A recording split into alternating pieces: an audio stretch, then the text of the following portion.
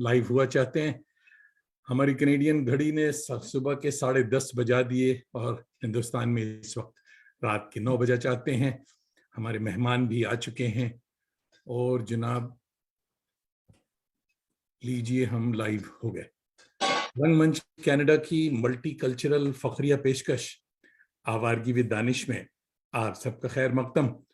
सारी दुनिया में आबाद मेरे करम फरमाओं दोस्तों, अजीजों, शागिर्दों और फैंस को जावेद दानिश का कनेडियन आदाब, मेरी जबीन अकीदत सलाम कहती। टोरंटो की एक यख बस्ता मगर अब आलूद सुबह है, -3 degree, feels like -6। Climate change कहिए या ग्लोबल वार्मिंग, बर्फ इस साल बहुत कम है और कुछ लोग खुश हैं मगर सेहत के लिए ये मौसम का ऐसा मिजाज ठीक नहीं। खैर, अभी तो मुस्कुराइए कि आप घंटा डेढ़ के लिए जावेद दानिश के साथ होंगे। आज आपकी मुलाकात एक आइडियल कॉप यानी नस्तालीक और शरीफ नफ्स commissioner of police Bombay railway से हुआ चाहती है। मोहतरम कैसर खालिद IPS, खुशबाश, खुश जमाल और खुश बयान साहब तर्ज बल्कि सुखन तराज हैं। यकीन मानिए पुलिस होकर भी शायरी करते हैं। हमें गूगल अलैहिस्सलाम ने अभी बताया कि कैसर का मफहूम शहनशाह और खालिद अरबी का लफ्ज है जिसके माने होते हैं जन्नती। इसके एक माने लाजवाल भी होते हैं, इमॉर्टल। दिल के खुश रखने को खालिद, ये ख्याल अच्छा है। आइए हजरत खालिद का इस्तकबाल वकील अख्तर के एक मेरे पसंदीदा शेर से करते हैं कि आपसे झुक के जो मिलता होगा उसका कद आपसे ऊंचा होगा। Welcome to 139th episode of Aawargi with Danish. क़िबला कैसर खालिद साहिब, आदाब, मिजाज गरामी। अस्सलाम वालेकुम, अल्लाह का शुक्र। हम लोग मुंबई में इस वक्त एक गुलाबी जाड़े की शाम में या कहिए रात में बैठे हुए हैं और बड़ा अच्छा मौसम यहाँ पे चल रहा है। और आपने जो हवाला भी टोरंटो का दिया है वो किसी भी आदमी को जो है वो हैरान करने के लिए काफ़ी, कि फील्स लाइक -6। बहरहाल मुझे लगता है कि गुफ्तगू गर्मी से कुछ तो बर्फ जरूर पिघलेगी। इसीलिए आपको बुलाया है। नहीं, -6 जो है खालिद भाई इज वेरी लो इस वक्त के हिसाब से। ये तो -30 और 40s की बात करते हैं यहाँ। मगर अल्लाह मेहरबान है, मुझे उसने कहा तुमने कैसर खालिद भाई से दोस्ती की है, मौसम ठीक रहेगा। इससे पहले कि हमारी गुफ्तगू का सिलसिला दराज हो, आइए आपकी कुछ दिलचस्प तस्वीरें शेयर करते हैं और उस दोस्तों को दिखाते हैं, उसके बाद बातें आगे बढ़ेंगी। और जनाब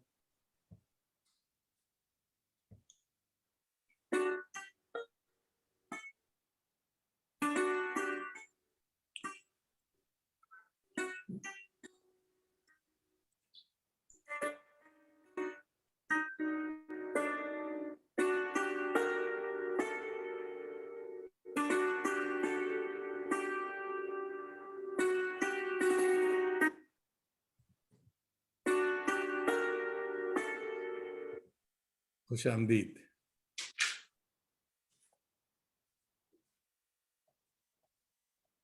माशाअल्लाह।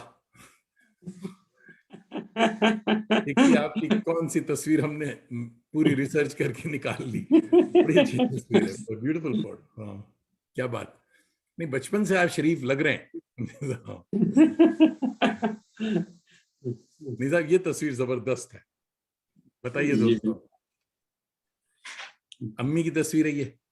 जी बिल्कुल। वालदा हैं अभी? हैं। माशाअल्लाह, आप खुशकिस्मत हैं कि अम्मी का साया आपके सर पर है। अल्लाह ताला तादेर क़यामत तक इसे कायम रखे। जी बिल्कुल, वेरी गुड फोटो, क्या बात। Young soldier. 25 साल पहले और 25 साल बाद, वाह। आप हैं माशाल्लाह बड़े फोटोजेनिक, या कैमरामैन अच्छा पकड़ा हुआ है, दोनों में से एक बात है। अल्लाह का शुक्र है। हाँ, ब्यूटीफुल फैमिली। हाँ क्या बात है जी। भाभी और दोनों बच्चियां आपके साथ हैं, वाह। जी बिल्कुल। भाई I love, really love this photo. बहुत बहुत अच्छी तस्वीर है जी। आपने कभी मॉडलिंग का नहीं सोचा पार्ट टाइम में? नहीं, जिंदगी ने मौका ही नहीं दिया। मौका नहीं दिया। बहुत अच्छी तस्वीर जी। गैप वाले तो ले ही लेते ये तस्वीर। ये सब तस्वीर मुझे मिली कि बच्चा कौन है? ये एक हमारे विजिटर का बेटा है। अच्छा वो अच्छा हमारे ऑफिस में हम मिलने के लिए आए थे। पुलिस हेडक्वार्टर्स महाराष्ट्र की तस्वीरें हैं। अच्छा अच्छा। बच्चों को ज्यादा प्यार है तो मैंने फिर उनको गोद में उठाया है। और बड़ी ये अच्छी बात है। हाँ, बच्चा भी बड़ा जी, प्यारा है जी जी। माशाल्लाह जी। माशाल्लाह। सब इस तस्वीर पे तफसील से बाद में बात होगी। बहुत बहुत अच्छी तस्वीर है। आप ये नहीं कह सकते कि हमने तस्वीरें नहीं निकाली थी। This is wonderful. How a village boy became the commissioner of police. इंशाल्लाह इस पे भी बात होगी। जी बिल्कुल। For a better Mumbai. अच्छा साहब, मेरी जबान में अब तक मुंबई नहीं चढ़ा है, हम अभी भी मुंबई ही कहते हैं। जी, वो बस असर है वक्त का। लाल बहादुर शास्त्री साहब के बारे में भी बात होगी। Great man. बिल्कुल। ये आपके ऑफिस की तस्वीर है? जी बिल्कुल। वाह, सेलिंग। ये सब का मौका आप कैसे निकालते हैं? बहुत अच्छी तस्वीर, बहुत ही अच्छी तस्वीर। बिगड़े हुए लोग वक्त निकाल लेते हैं। अच्छा अच्छा, क्या बात है साहब, मुबारक हो। ये दो अच्छी किताबें आपकी, दश्ते जां। जी, शुक्र। वाह वाह। दोस्तों, ये इनाम याफ्ता किताबें हैं, इस पे भी बात होगी। और ये देवनागरी या हिंदी में भी ये आई हैं। वाह। दस्तयाब है। और ये आप बिजी हैं, किताबें बिक रही हैं या खरीद लोगों को फ्री में दी जा रही? नहीं, अल्लाह का शुक्र है कि इसके कई एडिशन आ गए। और वाह वाह ये वाह वाह। जी बिकी हुई किताबें जिसपे मैं ऑटोग्राफ अपना सब्त कर रहा हूँ। हाँ, हमारे यहाँ सब किताब खरीदते हैं लोग, और जो रस्म इजरा होती है जी उसमें लोग किताब खरीदते हैं। और कभी कभी माशाल्लाह अगर शरीफ आदमी रस्म इजरा कर रहा है तो वो भी खरीद लेता है। बिल्कुल। उसके सिवा तो अच्छा, मुमकिन बड़े नहीं बड़े है। लोग खड़े हैं साहब या? जी, नसीर भाई, हम्म। गुलाम मुस्तफा खान साहब थे उधर, जिनकी तस्वीर कट गई। जी जी जी। पर मगर एक नहीं। और बहुत, हाँ, इम्पोर्टेंट मेहमान इसमें आपके साथ हैं जी, जी, सरहद पार से। अल्लाह का शुक्र है, मोहब्बतें हमें मिली इन तमाम लोगों की। अच्छा साहब, बच्चन साहब को हिंदी वाली दी आपने या उर्दू वाली? ये हिंदी वाली है, हिंदी वाली। अच्छा अच्छा, गुड गुड फोटो। ये पढ़ते हैं। अच्छा, ये भी बहुत इंपॉर्टेंट किताब है, हम दोनों की इस पे भी बात करेंगे। और अगर फरा सरोश आ चुकी हैं तो वो भी इसको लगा सकती हैं अपने कमेंट्स में। Congratulation to Qaiser Khalid sir for Maharashtra Sahitya academy award. Good जी गुड, बहुत अच्छे, मुबारक। तो ये सब अवार्ड्स की हैं सब, सोशल सोल्जर। वाह, बहुत अच्छे।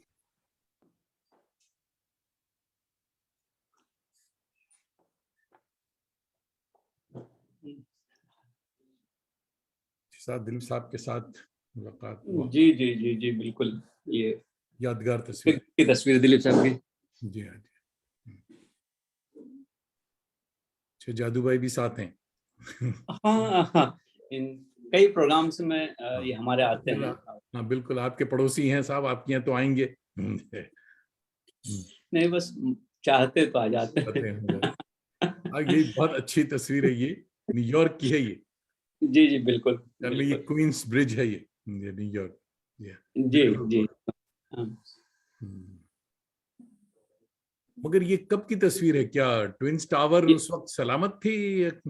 नहीं नहीं नहीं, ये तो पिछले बाद साल की? की, ये हाल जब हम की? बच्चों को छोड़ने के लिए गए थे। अच्छा, मेरी ये हाँ। छोटी बेटी न्यूयॉर्क में पढ़ रही है, अच्छा अच्छा, पार्सल डिजाइन में। तो माशाल्लाह उनको माशाल्लाह। छोड़ने के लिए मैं गया था, जिसकी तस्वीर आपने देखा ही ना, वो जी हाँ हुडी जी। के साथ।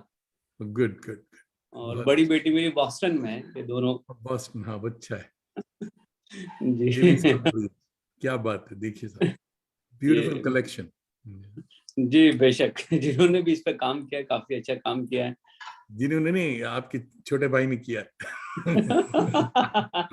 माशाल्लाह, आपने अच्छी रेसिपी निकाली है। काफी मेहनत। जी हाँ, be happy drives people crazy. तो समझे साहब, अल्लाह आपको खुश रखे। यहाँ हम मन करते हैं साहब, जबरदस्त सफर हमने बंबई से लेके और कनाडा से लेकर के और न्यूयॉर्क तक कंप्लीट कर लिया। और जनाब,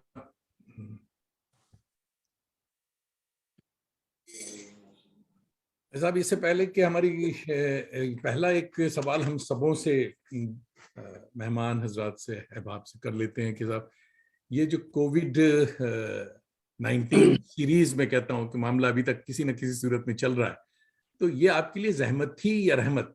आपका तजुर्बा कैसा था?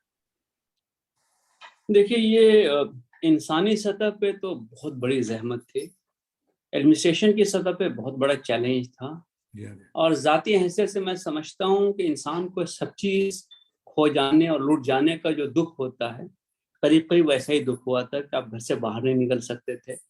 हम लोग खुद लॉ इन्फोर्स करते थे, हम लोगों को सड़क पे आने नहीं देते थे। और जब मैं खुद सुबह मॉर्निंग वॉक में कभी निकलता था तो मुझे हमेशा खदशा इस बात का लगा रहता था कि कहीं ना कहीं कोई ना कोई मुझे रोक देगा। और 2 बार मुझे रोका भी जा चुका, मुझे डांटा भी जा चुका है। मैंने माजरत की और वापस लौट आया। तो बुनियादी तौर से अगर आप देखेंगे तो इसमें क्या हुआ कि चूंकि मैं मुंबई शहर में एक लंबे अरसे तक से काम कर रहा हूँ, तो जिस इलाके में मैंने मुंबई शहर में काम किया था वो मजदूरों का इलाका था, ईस्ट रीजन। और वहाँ पे जो मजदूर होते हैं स्किल्ड लेबर, जिसको आप चाहिए कपड़ों के काम करें, वो चमड़ों के काम करें, वो कशीदाकारी करें, इस किस्म के छोटे छोटे सनती मराकज़ बहुत ज़्यादा थे। ये सारे लोग होटल्स में खाना खाते थे, होटल्स बंद हो गए, बड़ी मुश्किल इम्तिहान पड़ी। केरोसिन नहीं मिलता था और इनके पास खाने पकाने को ज़्यादा इंतज़ाम नहीं था। तो फिर हम लोगों ने अपने चंद दोस्तों के साथ मिल करके एक सिलसिला शुरू किया और हम 30,000 फूड पैकेट रोज बांटते थे। 2 महीने तक हम लोगों ने उसको डिस्ट्रीब्यूट किया है। और उस बड़ा नादिर सा तजुर्बा हमारा इसमें ये रहा कि दुनिया में हर जगह जहाँ फूड पैकेट बांटे गए हैं वहाँ लोग खाना लेने के लिए आए हैं, लेकिन हम लोगों ने ये किया कि उस इलाके के जो केबल ऑपरेटर्स थे उनको साथ में लिया, और उनके जो बच्चे थे जो केबल कनेक्शन को देखते हैं, पैसे भी वसूल करके लाते हैं, जिनको घरों के बारे में इत्तला और मालूमात रहती है, तो उनके पास छोटी मोटरसाइकिल भी होती है, तो हमने उनके जरिए लोगों को घरों तक खाना पहुंचवाया। और इस पे एक छोटी सी वीडियो भी यूट्यूब पे हम लोगों ने बना के डाली है। और चूंकि एक बड़ा नादिर सा तजुर्बा था ये, और फिर हमने कंट्रोल रूम वहाँ पे शुरू किया और हम फ़ोन करके लोगों को पूछते थे कि खाने की क्वालिटी कैसी है, आपके पास खाना वक्त से पहुँच गया, हमारे लोगों का बिहेवियर कैसा है। तो इस ढंग से एक ऐसा तजुर्बा था कि जो मुझे लगता नहीं कि इंसान में किसी और ने कहीं पे किया है। खाना तो बहुत लोगों ने बाँटा, बहुत लोगों ने मदद की, लेकिन घर पहुँचकर खाना पहुँचाना या घर तक खाना पहुँचवा देना और कॉन्टैक्टलेस डिलीवरी जिसको आप कहते हैं, जो बाद में दूसरे लोगों ने शुरू की, वो हम लोगों ने उस वक़्त शुरू की थी। और इसी वजह से गवर्नर महाराज साहब ने भी हम लोगों को बहुत सारे एजाज़ात से नवाज़ा है और राजभवन में बड़े प्रोग्राम्स हुए उसमें। तो मैं समझता हूँ कि वो एक ऐसा अपॉर्चुनिटी, एक ऐसा मौका था जिसमें लोगों की इंसानियत भी खुल के हमें देखने को मिली, और बहुत सारे लोगों ने हमारी बहुत मदद की वहाँ पे। हमारे पास तो कुछ नहीं था, हमारे पास कनेक्ट थे, कॉन्टैक्ट थे, और उस कनेक्ट और कॉन्टैक्ट की वजह से हम लोग इस लेवल पे पहुँच पाए कि मैं समझता हूँ कि अगर ऑडिट किया जाए तो 10 करोड़ रुपए के आसपास हिंदुस्तानी रुपयों में का खाना तकसीम हुआ है। तो मैं समझता हूँ कि अल्लाह की बड़ी इनायत थी कि उस दरमियान उसने हमें यह तौफीक दी कि हम लोगों को कुछ काम आ सकें, और एक पूरी टीम इसमें जुड़ी हुई थी, और हमारे बच्चे भी जुड़े थे, हमारे घर के लोग जुड़े हुए थे, बहुत सारे दोस्त अहबाब। और मैं तो इसको मशीयत इलाही समझता हूँ कि जिसको भी मैं लिंक्डइन पे लगाता था, मैं फेसबुक पे लगाता था, अपील करता था मदद की, और लोगों ने क्या मदद नहीं की है। वाह वाह। मगर साहब एक एक पॉइंट आप मिस कर रहे हैं। हमने एक तस्वीर ये देखी थी जो कि कम्युनिटी फ्रिज की भी थी, तो ये क्या उसी जमाने की? नहीं, वो सर कंसेप्ट उसके बाद आया। अच्छा। हम लोगों ने ये महसूस किया कि बहुत सारा खाना जो है बहुत सारे घरों में बनता है, फेंका जाता है, होटल्स में खाना बर्बाद होता है, बहुत सारे लोग खुशियां मनाते हैं, बरसियां मनाते हैं, खाना खिलाना चाहते हैं, माकूल लोगों को खाना मिलता नहीं है, और खाना जो भी लेने के लिए आता है तो उसकी निगाहें और नज़र झुकी हुई होती है, वो एक मांगने वाले की हैसियत से वहाँ पे जाता है। तो कम्युनिटी फ्रिज का जो कंसेप्ट है हमारा ये है कि खाना फ्रिज में रख दिया जाए और जिसको ज़रूरत है वो जाकर बिला किसी तकल्लुफ के निकाल कर खा ले, उसको किसी के सामने हाथ नहीं फैलाना पड़े। बहुत बड़ा काम। और उस कंसेप्ट से अभी तक हम लोगों ने 3 जगहों पे ये काम किया है, लेकिन ये है कि उसको सस्टेन करना आसान काम नहीं है। नहीं, बहुत मगर मैं आपको बताऊं कि मैं 1989 में जापान गया था, सफर पे था जापान। वहां हमने 89 में ये चीज देखी कि महलों में बड़े बड़े फ्रिज रखे हुए हैं, और कॉन्सेप्ट यही था कि जो वाइट कॉलर्स हैं बेचारे, जो कि जिनको जरूरत है मगर वो मांग नहीं सकते, उनके लिए वो फ्रिज थे। और बहुत आसानी से मैंने खड़े होकर के देखता रहा मैं थोड़ी देर कि लोग आ रहे हैं और आकर के बहुत ही बिला झिझक निकाल रहे हैं, ले जा रहे हैं, और लोग आ रहे हैं बिला झिझक रख रहे हैं। जी साहब। अच्छा, इसकी एक और मिसाल बड़ी अच्छी तुर्की में कि तंदूर जितने हैं उसमें जो भी तंदूर में रोटी खरीदने जा रहा है तो उसने 5 रोटी के बजाय 10 का पैसा दिया और 5 रोटी ले गया घर, और 5 रोटी वहां थैले में लटक रही। तो जो लोग खरीद नहीं सकते वो आकर के उन रोटियों को ले जाते हैं। So what a wonderful concept. ये हमारे यहाँ ये बहुत जरूरी भी है, ये आपने बड़ा काम किया, ये बहुत बड़ी चीज है ये कम्युनिटी फ्रिज। वाह। तो अल्लाह का शुक्र है। बहुत बहुत अच्छा। अच्छा साहब, दोस्तों को बताने की जहमत करें कि how a village boy became the commissioner of police. माशाल्लाह। बस रब की मेहरबानी, थोड़ी बहुत अपनी कोशिश, मेहनत, और कभी ना टूटने वाला एक हौसला और एक अज़्म कि मुझे तो आगे ही जाना है, मेरे लिए पीछे आने की कोई राह नहीं, कोई सूरत नहीं है, मुझे पलट के देखना नहीं है। अपनी गलतियों से सीखना, अपने तजर्बों से सीखना, जो हमसे बेहतर हैं उनकी सोबत में रहने की कोशिश करना, और उनसे कुछ कस्बे फैज़ करना, कुछ जानना, कुछ लेना। जो चीज़ नहीं आए वो बिला झिझक पूछना, और उसमें छोटापन महसूस नहीं करना, और हमेशा एक स्टूडेंट की हैसियत से वक्त को देखना, लोगों को देखना। तो मुझे लगता है ये कुछ ऐसी चीजें थी जिसकी वजह से खुदा भी नवाज देता है कि आपकी मेहनत रंग लाती है। बिल्कुल। और अच्छा बस साहब, ऐसा। मैं ऐसा इन्वॉल्व हो गया आपकी कम्युनिटी फ्रिज में कि ये देखना बताना भूल गया कि साहब बहुत सारे आपके चाहने वाले, आपके परिस्तार हमारे साये दीवार तले आ चुके हैं, वॉल पर आकर के कमेंट कर रहे हैं। समझिए साहब, सबसे पहले तो साहब मोहसिन खान लखनऊ से देख रहे हैं, बहुत ही हमारे बड़े अच्छे दोस्त, आप जानते होंगे मोहसिन खान, अल्लाह मियाँ का कारखाना। समझिए, कह रहे हैं कि माशाल्लाह ये तो अपने बच्चों के हम उम्र लग रहे हैं। देखिए साहब, इससे बड़ा कॉम्प्लीमेंट आज नहीं आ सकता। कह रहे हैं कौन सी माजून खाते हैं ये भी लिख कर बताएं। अभी आपने एक तस्वीर दिखा दी थी ना, माजून वही है। असद फैसल फारूकी भाई हमारे अलीगढ़ से देख रहे हैं, आपको सलाम कह रहे हैं। अबू बकर रिजवी साहब सलाम कह रहे हैं। अतिया तस्नीम साहिबा सलाम कर रही, और मंजर जमील भाई आदाब अर्ज़ है जनाब कह रहे हैं, और कोलकाता से देख रहे हैं। मंजर जमील भी हमारे सोशल एक्टिविस्ट हैं और माशाल्लाह बहुत ही। सैयद अनवर काजमी बड़े अच्छे हमारे शायर दोस्त हैं टोरंटो के, वो देख रहे हैं, कह रहे हैं वेरी इंस्पायरिंग। देखिए बहुत दूर से सलाम आया आपके, ताजिकिस्तान से मुश्ताक सदफ देख रहे हैं जी साहब। और कह रहे हैं कैसर खालिद भाई एक मोतबर शायर और बेहतरीन इंसान है, बहुतों की मदद करते हैं। अच्छा दोस्तों, तारीफ में बहुत लंबे कमेंट ना करें क्योंकि बहुत सारे कमेंट हैं समझे साहब। और मोहम्मद सालेहीन जो हैं ये फिक्शन और मिजाह निगार हैं और कोलकाता से देख रहे हैं, सलाम कह रहे हैं आपको। सालेहीन को मुबारक भी हो कि आजकल ये एक बहुत अच्छे ट्रांसलेटर भी हैं बांग्ला के। तो अभी अभी इनकी एक उर्दू खवातीन अफसाना निगारों की सिलेक्शन एक आई है जो कि बांग्ला में इन्होंने तर्जुमा किया है। सालेहीन अगर चाहें कमेंट में उससे तस्वीर लगा सकते हैं। अरशद अब्दुल हमीद भाई बड़े अच्छे दोस्त और बड़े शायर टोंक से देख रहे हैं और आदाब कह रहे हैं आपको। हमारे अखलाक आहन प्रोफेसर JNU वाले दोस्त हमारे कह रहे हैं शेर अदब के हवाले से कैसर साहब की फ़ालियत काबिल तहसीन है। अच्छा साहब। मोहम्मद सालीन कह रहे हैं बहुत अच्छी बात है, मुझे तो आगे जाना है पीछे नहीं जाना, बहुत खूब जी। और जनाब मोहम्मद अबरार अली देख रहे हैं, सलाम कह रहे हैं। हमारे बिरादरे अकबर जनाब मुश्ताक अहमद नूरी साहब पटना से देख रहे हैं, बल्कि और आदाब कह रहे हैं, सलाम कह रहे हैं। और जनाब दोस्तों इसी तरह आप कमेंट करें, और बहुत से दोस्त अभी भी ये नहीं बता रहे कि वो किस महल्ले से देख रहे हैं, तो ये भी बताइए कि खालिद भाई खुश हूं कि कितने दूर दूर से लोग देख रहे हैं। और अब्दुल मोइज शम्स डॉक्टर हमारे दोस्त अलीगढ़ से देख रहे हैं और सलाम कह रहे हैं। तो काफी अच्छे अच्छे दोस्तों ने कमेंट्स करना शुरू कर दिया, आपको मैं बताता रहूंगा। भाई क़िबला, आज आप माशाल्लाह एक बावकार पुलिस कमिश्नर ऑफ पुलिस हैं, मगर बचपन की कुछ सुनाएं, कहाँ गुजरा और कैसा था बचपन? हम लोग छोटे से गांव के रहने वाले थे।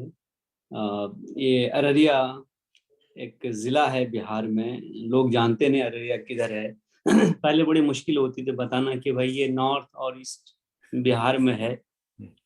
फिर मैंने उसे उसका एक तोड़ खोज लिया कि ये दार्जिलिंग के पास है। अच्छा। उसके बाद से आज तक किसी ने जो है उस जगह के बारे में दूसरा सवाल नहीं किया। तो बुनियादी तौर पे बहुत अच्छा कनेक्शन ये आपने निकाला। बिल्कुल, मैं अररिया से वाकिफ हूँ। हाँ, अच्छा, अररिया में बड़े पुलिस वाले अररिया से बहुत निकलते हैं भी, क्या बात है। एक और मैं नाम भूल रहा हूँ, हमारे एक दोस्त हैं वहाँ, बिल्कुल जहन से नाम निकल गया, वो पटना में मेरे ख्याल में उनकी पोस्टिंग है, पुलिस में है वो भी। जी जी, अब शायद एहसन रजा की बात कर रहे हैं कि आप? एहसन रजा भी, और एक और साहब हैं। अच्छा, हाँ जी जी। एहसन भाई ना। हाँ, हम बताइए फिर अररिया से सफर शुरू हुआ? फिर तो सफर शुरू हुआ। हम तो गांव की स्कूल से पढ़े हुए हैं, जिसको टाटपट्टी का स्कूल कहा जाता है। वो भी मुझे तब मालूम हुआ जब मैं एक वेलम स्कूल जो है यहाँ मसूरी की तरफ, उनके एक स्टूडेंट से एक बार मिल रहा था और गुफ्तगू चल रही थी। तो उन्होंने पूछा तुम कहाँ से पढ़े हो? तो हमने कहा हम तो गाँव के स्कूल से पढ़े हुए हैं। तो वो फूस का कमरा हुआ करता था, हम जमीन पे बैठते थे चौथी क्लास तक। वो जो बोरियां होती हैं सीमेंट की, उस पे। तो बोला अच्छा तुम टाटपट्टी स्कूल से पढ़े हुए हो? तो हमने कहा जी हाँ, मैं टाटपट्टी स्कूल से पढ़ा हुआ हूँ। फिर अररिया में एक स्कूल है आज़ाद एकेडमी, वहाँ से हमने 8वीं से 10वीं तक की पढ़ाई की। फिर साइंस कॉलेज पटना, और साइंस कॉलेज पटना एक ऐसा लैंडमार्क कॉलेज था उस जमाने में कि जहाँ आने के बाद बुनियादी तौर से वो टॉपर्स के ही को लेता था। मतलब जितने भी स्टूडेंट थे उस जमाने में, पुराने बिहार बोर्ड में 80% से ज्यादा मार्क्स लाने वाले उनका ही एडमिशन होता था। मेरे मार्क्स थोड़े ज्यादा थे तो मुझे हॉस्टल भी मिल गया। तो मुझे बड़ी अच्छी सोहबत नसीब हुई लोगों की। हालांकि वो कमतर समझते थे उस वक्त, क्योंकि हम तो गाँव से आए हुए थे, हमारी अंग्रेजी बहुत अच्छी नहीं थी। और मैं अक्सर ये सोचता था कि मैं तो लालटेन जला के पढ़ के आया हूँ यार, फिर भी इससे ज्यादा नंबर लाया हूँ। ये तो कॉन्वेंट के पढ़े हुए हैं, बड़े स्कूल के पढ़े हुए हैं। जी जी। तो इनमें क्या है जो हमें नहीं है। और मैं अक्सर वो नवाब साहब फिल्म का एक गीत है जहाँ तक मुझे याद पड़ता है कि हम में है क्या कि हमें कोई हंसी ना चाहे, सिर्फ जज्बात हैं, जज्बात में क्या रखा है। क्या बात तो है। हमने ये देखा कि भाई इनमें क्या है कि जिसकी वजह से ये बढ़तर महसूस करते हैं खुद को, और ये आगे समझते हैं और डेवलप्ड अपने आप को समझते हैं। तो हमने उनके अच्छाइयों के बारे में देखना शुरू किया और कोशिश ये की कि उनकी कुछ अच्छाइयाँ अपने अंदर कस्ब कर लें, ले आए। बड़ी मेहनत करनी पड़ी, अंग्रेजी आती नहीं थी, अंग्रेजी पढ़नी पड़ी। सारे कोर्स के बुक अंग्रेजी में हो गए। और सितम ये हुआ कि सीनियर्स ने ये बताया कि अगर तुमको जिंदगी में आगे बढ़ना है तो तुम ये जो +2 होता है इसमें ग्रेजुएशन की किताब पढ़ो, और ग्रेजुएशन में पोस्ट ग्रेजुएशन की किताब पढ़ो। क्या बात। हम जैसा दीवाना उसको समझा कि यही शायद रास्ता है। तो बड़ी मेहनत करनी पड़ी। आप समझ सकते हैं कि आप 10वीं से सीधा ग्रेजुएशन पे चले गए, ऐसा हो गया। लेकिन अल्लाह का शुक्र ये है कि उसने बहुत सारे रास्ते खोल दिए, बहुत सारे अच्छे लोगों से मिला दिया। उनके अंदर जो अच्छाइयाँ हैं वो देख करके बहुत सारी चीज़ें सीखी। अपने अंदर की जो कमियां और कमजोरियां थी उसको दूर करने का मौका मिला। और फिर जो है फिर दूसरी राह हमने ले ली। अमूमन जो लोग, मैं चूँकि बायोलॉजी का स्टूडेंट था, पीसीबी जिसको यहाँ कहते हैं, फिजिक्स केमिस्ट्री बायोलॉजी, तो मेरी जो फितरी मंजिल थी वो मेडिकल होनी चाहिए थी। लेकिन हमने वहाँ से भी एक डिटोर लिया और रास्ता बदल के मैं ह्यूमैनिटीज़ पे चला गया, और मैंने ज्योग्राफी में ग्रेजुएशन में एडमिशन ले लिया। और फिर पटना कॉलेज चला गया। बहुत सारे लोग कहने लगे कि क्या मतलब दीवाने हो तुम, कुछ अपना करियर पहले संवार लो, किसी जगह पे टिक जाओ और फिर जाके कोई और कोशिश करो। लेकिन एक धुन सवार थे कि सिविल सर्विस में जाना है और उसी एग्जाम को क्वालिफाई करना है। वाह। तो बस वो दीवानों को कभी कभी रास्ता मिल भी जाता है। बहरहाल फिर पटना कॉलेज कल चला गया और फिर वही ग्रेजुएशन में पोस्ट ग्रेजुएशन किताबें लेके आ गया और बड़ी मेहनत करनी पड़ी उसमें भी जा करके। और वहाँ तो और दूसरी बात थी कि साइंस के जो स्टूडेंट होते थे अमूमन वो पढ़ने लिखने में ही ज़्यादा ध्यान लगाते थे, इधर उधर की चीज़ों पे ध्यान कम होता था। आर्ट्स बिल्कुल अलग मैदान था, वहाँ तो पॉलिटिक्स भी थी, वहाँ तो क्राइम भी था, वहाँ तो थोड़ी दादागिरी और गुंडागर्दी भी थी, वहाँ वन अपमैनशिप का भी इशू था। हम साइंस से गए हुए थे, जो लोग वहाँ +2 करके आए थे और अपने आप को अच्छा स्टूडेंट समझते थे, बदकिस्मती से मैं फर्स्ट ईयर में टॉप कर गया। तो वो आपने 3 इडियट मूवी देखी है ना, कि दोस्त के जो है फेल होने पे दुख होता है लेकिन उसको टॉप करने पे और ज्यादा दुख होता है। तो बहुत लोगों को बहुत शदीद दुख हुआ और काफी कुछ चीजों को मुझे सामना करना पड़ा। लेकिन वहाँ भी एक सफर जिसको आप तख्लीक का कहते हैं, सीखने का कहते हैं, क्योंकि साइंस कॉलेज से भी कुछ स्टूडेंट आए थे हमारे साथ, हॉस्टल में थे वहाँ पे, और उनके साथ बहुत सारे तकरीरी मुकाबले होते थे, क्विज के मुकाबले होते थे, और वहाँ पे भी बड़ी कोशिश करनी पड़ी हम पल्ला रहने के लिए। लेकिन आप ये समझिए कि आप सोने को जितना पिघलाते हैं भट्टी में उतना चमकता है। अब मैं हाइंडसाइट में बात कह सकता हूँ, उस वक्त तो बड़ी कोफ्त होती थी, बड़ा लगता था कि कब ये वक्त खत्म होगा, कि ये जो जिसको हम गधा मजदूरी कहते हैं ना, ये गधा मजदूरी कब खत्म होगी। लेकिन बहरहाल अल्लाह ने रास्ता निकाल दिया और धीरे धीरे करके फिर हम दिल्ली चले गए। वहाँ हमदर्द स्टडी सर्किल में मैं रहा 2 साल और फिर मैं क्वालिफाई कर गया सिविल सर्विसेज। तो आज आपके सामने दस्त बस्ता हाजिर हूँ। तब गुड़गांव से डॉक्टर शाहिद अख्तर साहब देख रहे हैं और आदाब कह रहे हैं, कहते हैं once again warm welcome to this mega episode. शुक्रिया शाहिद साहब। और मंजर जमील भाई देख रहे हैं, जिया फारूकी साहब आगे, हुमैरा रहमान हमारी नॉर्थ अमेरिका की सफ़े अव्वल की शायरा हैं और हुमैरा रहमान न्यूयॉर्क से देख रही हैं। और आप न्यूयॉर्क कभी जाएं तो हुमैरा रहमान से ज़रूर मुलाकात करें, बहुत ही अच्छी बड़ी शायर है।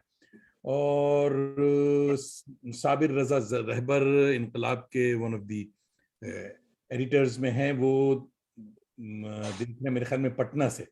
मोहम्मद उसामा भाई हमारे उड़ीसा से देख रहे हैं, आपको दुआएं दे रहे हैं। और जनाब मंजर जमील कह रहे हैं इनकी तबीयत में इंकिसारी है, अच्छा लग रहा है सुनने में। नियाज जयराजपुरी भाई हमारे बड़े अच्छे शायर दोस्त हैं अलीग, और ये कहाँ से देख रहे हैं ये अभी बताएंगे। महमूद अहमद हमारे बड़े अच्छे दोस्त हैं, ये न्यूयॉर्क से देख रहे हैं। और महमूद अहमद का इंट्रोडक्शन आपको बताऊं कि ये शाहिद अहमद देहलवी साहब के, साकी वाले शाहिद के साहबजादे हैं। माशाअल्लाह। और तो जनाब किबला वक्त की भट्टी ने आपको जलाकर कुंदन कर दिया। आज चेहरे पर सुकून की तमाज़त और आंखों में तजस्सुस और तहय्युर है। इस मुस्कुराहट को आप मेंटेन कैसे करते हैं? बस कुछ ऐसी चीजें कर लेता हूँ जिससे कथारसिस नसीब हो जाता है, और पाँव जमीन पर रखता हूँ हमेशा, और अल्लाह से दुआ करता हूँ कि वो हमेशा पाँव जमीन पे ही रखे मेरे। और कुछ पढ़ लिख लेता हूँ, कुछ बच्चों को तालीम के हवाले से गाइड कर देता हूँ। वह ऑफिस में अपना काम करता हूँ, ऑफिस के बाद ज़रा इसी किस्म की अदबी या इल्मी सोहबत तलाश करता हूँ, और जो वक्त बच जाता है बेगम की खिदमत में गुजारता हूँ। हाँ, बहुत अच्छे, ये सबसे बड़ा आज डिनर बहुत जबरदस्त होगा घर में। उन्होंने ऑब्जेक्शन ऑलरेडी ले लिया उधर से। अभी तक मेरा नाम नहीं आया। नहीं, भाभी को और बच्चों को भी बहुत बहुत सलाम। उनकी बगैर लाइफ पार्टनर के सफर आसान नहीं होता। तो साहब ये बताइए कि ये अररिया से निकलकर ज्योग्राफी और मेडिकल और ज्योग्राफी और ये तमाम हंगामों के बीच में शायरी से इश्क कैसे हो गया? इतने गम और इतने दुख मिले जिंदगी में कि ये हादसा तो होना ही था। होना था, जी जी। और ये हुआ कि पढ़ने की बड़ी आदत थी बचपन से, और मैं छोटी उम्र में ही घर में कोई मैगजीन, कोई किताब, कोई नॉवेल कुछ आ जाए तो उसको छोड़ता नहीं था, पढ़ लेता था। तो पढ़ते, और उस जमाने में तो कोई स्क्रीन की चीज होती नहीं थी, तो आपका तहय्युर और आपका तजस्सुस आपको खाके बुनने पे मजबूर कर देता है। आप कुछ ख्वाब देखने लगते हैं, आप उस चीज को इमेजिन करने लगते हैं कि वो चीज ऐसे हुई होगी। अगर आप में राहत की दास्तानें पढ़ें तो उसका जो स्पैन है, कभी वो अफगानिस्तान से शुरू होगी और कहीं चली जाएगी, कभी वो लंदन और पेरिस में घूम रहा होगा, या इब्न सफ़ी को अगर आप पढ़ लें तो कभी आप मरीख पे जा रहे होंगे और कभी इमरान कुछ कर रहे होंगे और कभी जो है फरीदी और हमीद कुछ कर रहे होंगे। अब ये चीजें पढ़ते पढ़ते ये होने लगा कि एक आपको ना तखय्युल जो है वो आने लगता है, और फिर आप कोशिश करते हैं कि वो लफ्जों में ढले कहीं ना कहीं जाकर। और जिंदगी ने पहले इतनी मोहलत ही नहीं दी कि आप कुछ बाज़ाब्ता तौर से कर सकें, लेकिन नौकरी वोकरी में आने के बाद कदर इत्मीनान और फरागत जब नसीब हुई तो कोशिश की कि अब उन चीज़ों को पहले थोड़ा लिख लिया जाए। अच्छा, बहुत कुछ लिख लिया था, फिर एक दानिश्वर को दिखाया तो उन्होंने कहा कि मशवरा दें। मैंने कहा जी बिल्कुल बताइए। तो उन्होंने कहा कि आपने जो कुछ भी लिखा है, आपकी फिक्र तो काफ़ी अच्छी है, लेकिन आप ऐसा कीजिए, इसको काट दीजिए और फिर से लिखिए। तब तक दो तीन डायरी लिख चुका था। बहरहाल, लेकिन मैं समझता हूँ कि वो बड़ा नेक मशवरा था। और सच्चा उस्ताद था भाई, सच्चा उस्ताद। हाँ, क्योंकि पहले तो मैं आज़ाद लिखा करता था, जो आया जहन में लिख दिया। फिर उन्होंने तवज्जो दिलाई कि नहीं, आज़ाद चीज़ों की जो जिंदगी है वो बहुत ज़्यादा नहीं होती है, तो आप पाबंद हो जाएं। तो और बिल्कुल एक अज़बादी जिंदगी होने की वजह से पाबंदी की जिंदगी गुजार ही रहा था। बहरहाल शायरी में पाबंदी लाने की कोशिश की, इसमें वक्त भी लगा, और धीरे धीरे करके फिर इतनी जुर्रत कर पाया कि उसको लोगों के सामने पेश कर सकूं। पेश किया जाए। नहीं माशाल्लाह, आप बहुत मशहूर और मकबूल भी हैं, बहुत लोग प्यार करते हैं आपको, बड़ी प्रोग्राम्स में बुलाए जाते हैं। अभी आप मगर एक बड़े मजे की चीज हमने एक तस्वीर देखी कि साहब ऑर्गेनिक ग्रोसरी करते आप नजर आ रहे हैं। तो ड्यू रिस्पेक्ट, ये बच्चन साहब की तरह कोई इश्तिहार की तस्वीर है या वाकई आप खुद बाजार भी जाते हैं? नहीं, पिछले एक साल से दरअसल हुआ कि दरमियान में मेरी सेहत कुछ ज़्यादा अच्छी नहीं रह रही थी, और मेरा शुगर काफ़ी बढ़ गया था। तो मैं डॉक्टर के पास गया और उनको दिखाया डायबिटीज़ के, तो उन्होंने 3 गोलियां मुझे लिख दी। तो मैंने उनको पूछा कि ये कितने दिन खाना है, तो उन्होंने कहा कि ज़िंदगी भर। तो मैंने कहा मैं तो नहीं खाता, और मैं किसी चीज़ की गुलामी नहीं कर सकता। ज़रा आज़ाद तबे आदमी हुआ हूँ, वाक़ई हुआ हूँ, और ये गुलामी कबूल नहीं होगी। तो फिर पढ़ाई शुरू की, जानना शुरू किया, एक्सपर्ट से मिलना शुरू किया कि हम कैसे इस चीज़ को बदल सकते हैं। फिर मुझे बहुत सारी चीज़ें समझ में आई, और मैं डॉक्टर एरिक बर्ग को भी बहुत दिनों तक फॉलो करता रहा हूँ, अभी भी करता हूँ, जो हार्वर्ड में न्यूट्रिशन के एसोसिएट प्रोफेसर थे। फिर ये समझ में बात आई कि खाना बहुत ज़्यादा ज़रूरी नहीं है ज़िंदगी के लिए, और खाना उतना ही खाइए जितने की बदन को ज़रूरत है। तो मैंने अपनी ज़िंदगी का साइकिल बदल दिया, और मैं मुकम्मल तौर से कार्ब्स से अलग होकर के फाइबर, फैट और प्रोटीन पे आ गया। और उसमें भी मैं ऑर्गेनिक खाने पे, और अमूमन मैं 23 घंटे की फास्टिंग एक दिन में करता हूँ, और मैं एक वक्त खाना खाता हूँ। अल्लाह का शुक्र है कि मेरी एनर्जी लेवल पहले से ज़्यादा है, मेरी गोलियां ख़त्म हो गई, मेरा नॉर्मल से भी नॉर्मल जो है हेल्थ के सारे पैरामीटर आ गए। और एक हद तक मुझे लगता है कि मेरे चेहरे पे जो शगुफ्तगी है, और ये तो खैर अल्लाह का दिया हुआ भी है, लेकिन उसकी एक बड़ी वजह हुआ है कि मैं अपनी ग्रोसरी खुद खरीदता हूँ। मैं, आप देखेंगे, चश्मा लगाए हुए हूँ। मैंने एक चश्मा खास तौर से इसलिए रखा है कि मैं जब दुकान में जाऊँ तो उसको लगा के जाऊँ।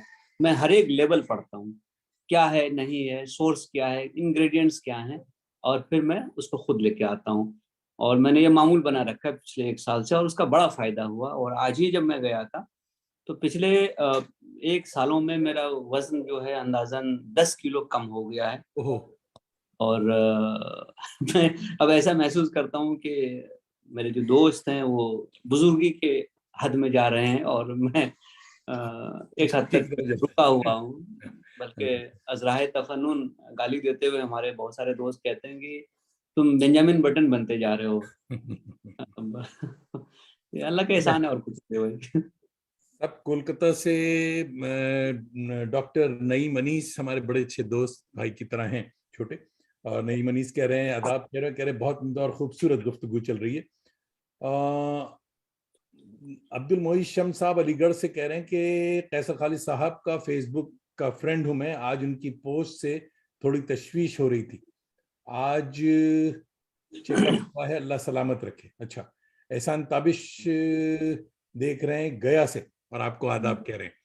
आपकी सेहत का राज खुला माशाअल्लाह, ऑर्गेनिक डाइट और आउटिंग्स और सेलिंग्स। तो सेलिंग के बारे में बताइए साहब, सेलिंग कनाडा में बड़ा पॉपुलर ये है हमारे यहाँ, तो इसकी तफसील बताइए कि इसकी फुर्सत मिल जाती है आपको?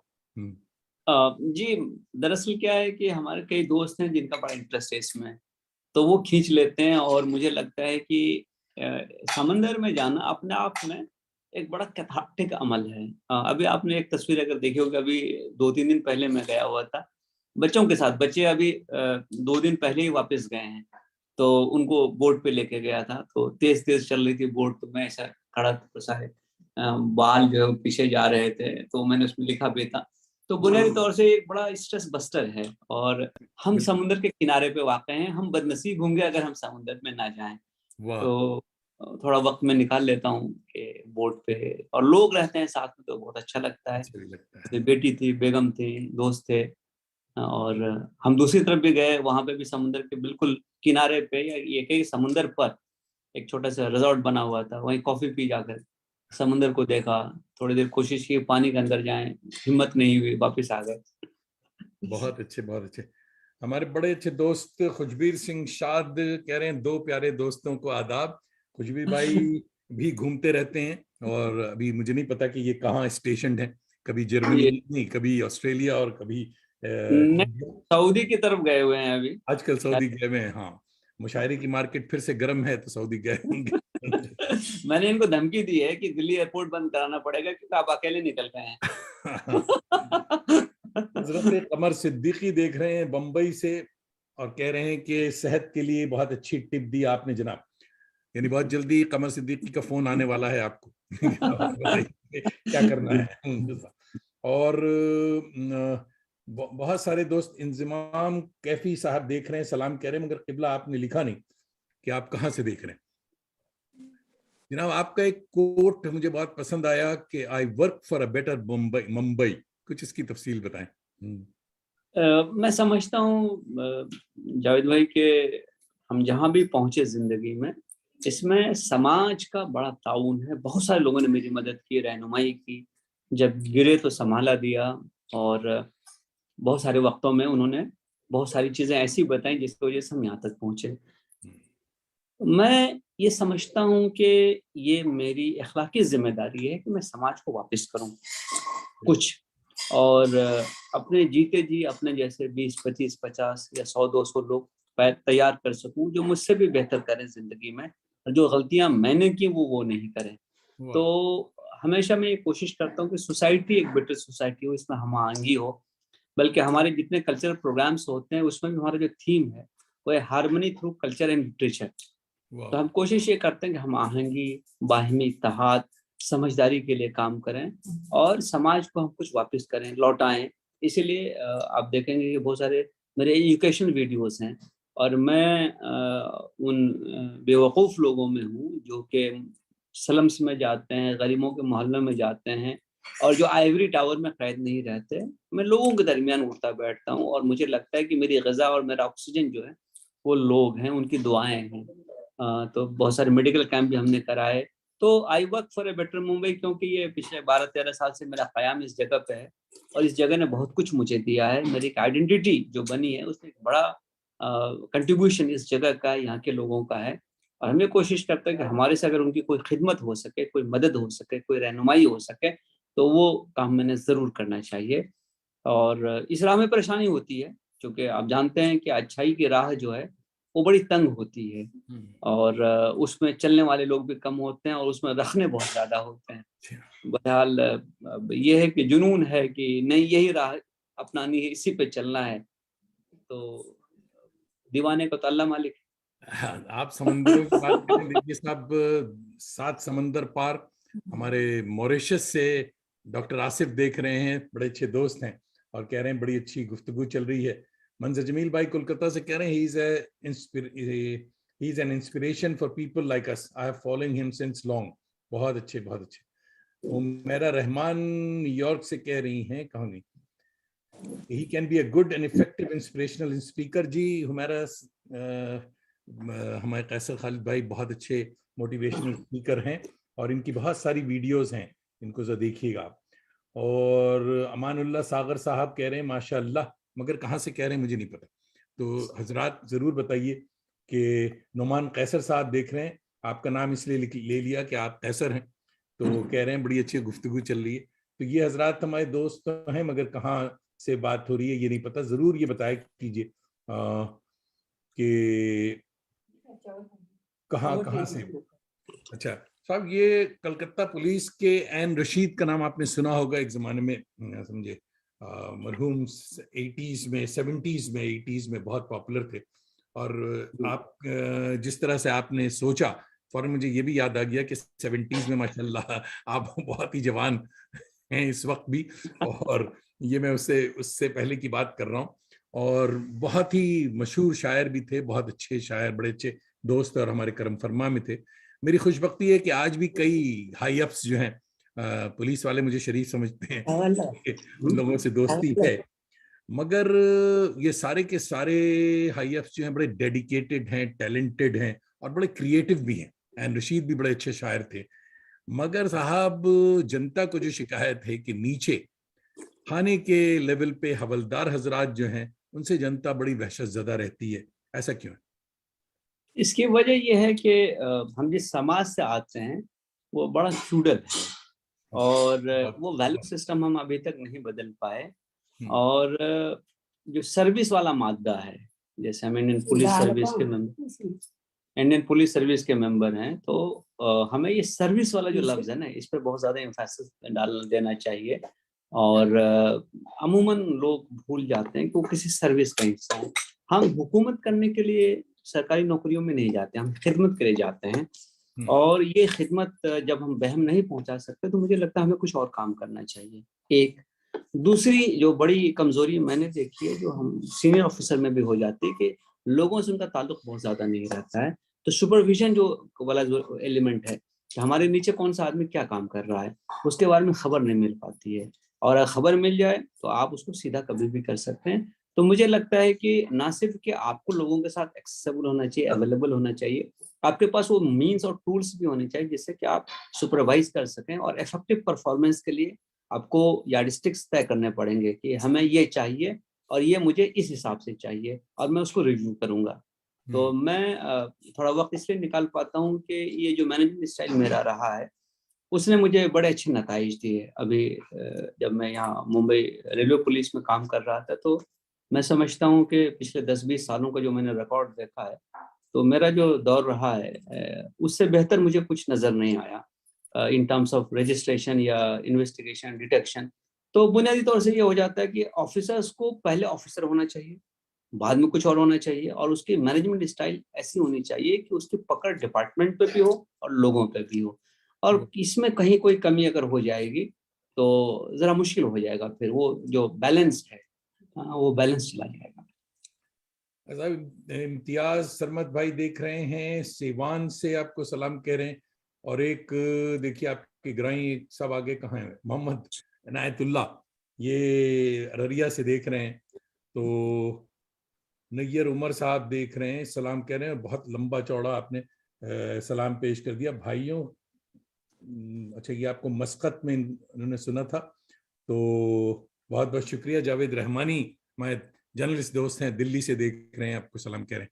आप श्री लाल बहादुर शास्त्री से भी बहुत इंस्पायर हैं, क्यों भला, जरा उनके बारे में बताइए। लोग मेरे ख्याल में लाल बहादुर शास्त्री को तकरीबन भूल चुके हैं।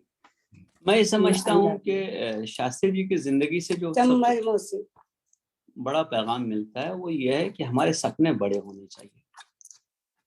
हमारे अगर हम छोटे छोटे सपने देखेंगे तो उन्हीं में उलझ के रह जाएंगे, हमारी उड़ान कम हो जाएगी।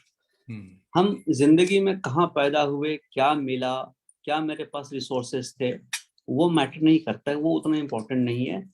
ये ज्यादा इम्पोर्टेंट है कि हम पहुंचना कहाँ चाहते हैं, जाना कहाँ चाहते हैं।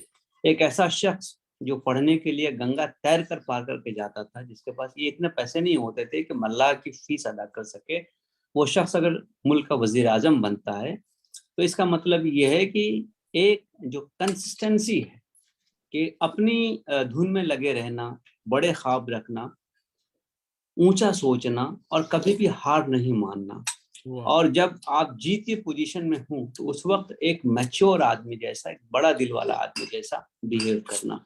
मुझे लगता है शास्त्री जी की जिंदगी के कुछ ऐसे पहलू हैं जिससे हम बहुत कुछ सीख सकते हैं कि आप अपनी डिफीट में जो है बिल्कुल हौसला शिकन ना हो जाए, आप हौसला शिकनी ना हो जाए, और आप अपने ट्रायम्फ में बिल्कुल मॉडरेट मॉडेस्ट रहें।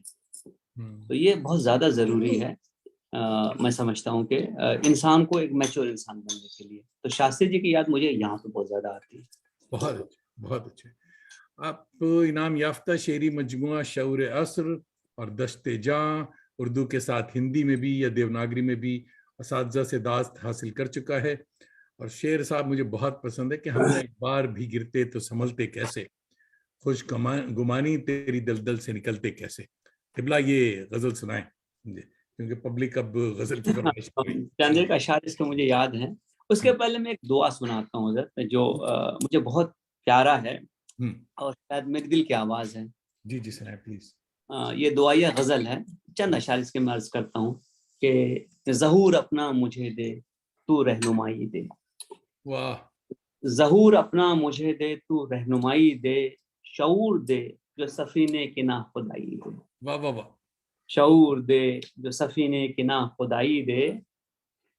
है बेसकून बहुत हब्से जामे रूह कि अब, है बेसकून बहुत हब्से जामे रूह कि अब गुरूर इल्म को तौफीक रहनुमाई दे। गुरूर इल्म को तौफीक रहनुमाई दे। जहाँ में कितने हैं फिरौन तू बको यारब। वाह। जहाँ में कितने हैं फिरौन तू बको यारब। शऊर असर को अब इसने लब कुशाई दे। क्या बात है, माशाल्लाह। शऊर असर को अब इसने लब कुशाई दे। गुरूर इल्मो बसीरत में मुब्तला हैं लोग। गुरूर इल्मो बसीरत में मुब्तला हैं लोग। मेरे खुदा बनी आदम को आशनाई दे। मेरे खुदा बनी आदम को आशनाई दे। है मेहरो माँ से निस्बत न तमकिनत न उरूज। है मेहरो माँ से निस्बत न तमकिनत न उरूज। जबीन शौक को अफकार की रसाई दे। क्या बात। शऊर अपना मुझे दे तू रहनुमाई दे। शऊर दे जो सफीने की ना खुदाई दे। और आपने जिस गजल के बारे में हुक्म दिया है, फरमाइश हो। जी जी जी, हमने एक बार भी गिरते तो संभलते कैसे। जी, मैं आपको अभी अभी पेश कर देता हूँ। हमने 2-3 अशआर मुझे अभी तक उसके याद आ रहे हैं फौरन, लेकिन मैं जरा निकाल लेता हूँ इसमें। मैं बताऊं आपको कि गौहर ताज साहिबा देख रही हैं शिकागो से, और इफ्तिखार आरिफ का शेर आपको सुना रही हैं कि आसमानों पर नजर कर अंजुम महताब देख, सुबह की बुनियाद रखनी है तो पहले ख्वाब देख। वाह, बहुत बहुत बहुत बहुत अच्छे। चलिए मैं एक 2-3 अशआर आपको और सुनाता हूँ कि क्या है मतलब। मैंने बहुत कुछ करबला पे लिखा है और मेरी कोशिश ये रहती है कि जहन में जो तफक्कुर आता है ना उस पर कुछ लिखा जाए, और जो आपको परेशान कर देते हैं जो बात वो चीज़, उसके हवाले से गुफ्तगू हो। तो 2-4 अशआर में उस हवाले से आपको सुना देता हूँ, तब तक वो निकल जाए। ये जो गज़ल है ये बुनियादी तौर से मैं बहुत ज़माने तो सोचता था कि अगर मैं कभी कुछ लिखूंगा तो क्या लिखूंगा, और हर चीज़ में मैं कोशिश यही करता हूँ कि मैं अगर लिखूं तो उसमें मेरी अपनी छाप हो, नहीं तो फिर मज़ा नहीं है। तो ये जो है ये गज़ल में आपको चंद अशआर जो है कि अर्ज किया है कि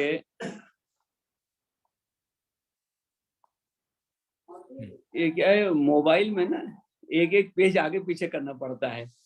और मुझे, हाँ देखिए ये गजल के चंद अशार सुन लीजिए। जी बताओ। बस क्या कि वो जो मुद्दतों में कही गई सरे शाम में हिज्र लिखी गई।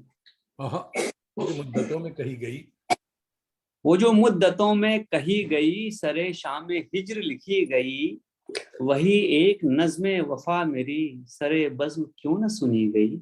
हाँ हाँ हाँ हाँ, क्या बात, वाह। वही एक नज़्मे वफा मेरी सरे बज़्म क्यों न सुनी सुनी गई। गई, हुए कैद जुर्मे वफा पर भी कि हिसार जुल्म नसीब था। वाह। हुए कैद जुर्मे वफा पर भी कि हिसार जुल्म नसीब था। मेरी फर्द जुर्म अजीब है जो मेरे लहू से लिखी गई। हाँ हाँ हाँ हाँ, क्या बात है। मेरी फर्द जुर्म अजीब ये है भी है जो मेरे ही जो मेरे लहू से लिखी लिखी गई। गई। वाह ये शऊर जीस्त है नासिहा जिसे वाह चाहा रब ने अता किया। वाह। ये शऊर जीस्त है नासिहा हाँ हाँ, जिसे चाहा रब ने अता किया। कि बिनाए इश्क व वफा भी तो इसी जाविये से रखी गई। वाह वाह वाह। कि बिनाए इश्क व वफा भी तो इसी अब जाविये ये से से रखी गई। रखी गई। नए नाम विरदे जुबां हैं अब हैं नए ही किस्से निसाब में। आहा, नए नाम विरदे जुबां हैं अब हैं नए ही किस्से निसाब में। जो शहादतों की थी दास्तां वही, जो शहादतों की थी दास्तां वही हाशिए पे धरी गई। वाह वाह वाह, वही जो हाशिए पे। शहादतों की थी दास्तां वही हम्म, हाशिए पे धरी गई। वो नजर न आया तमाम उम्र जिसे तुझसे सुनते रहे थे हम। वाह वो नजर न आया तमाम उम्र जिसे तुझसे सुनते रहे थे हम। कि अजब भी फलसफे दहर से लिए साथ जीस्त मेरी गई।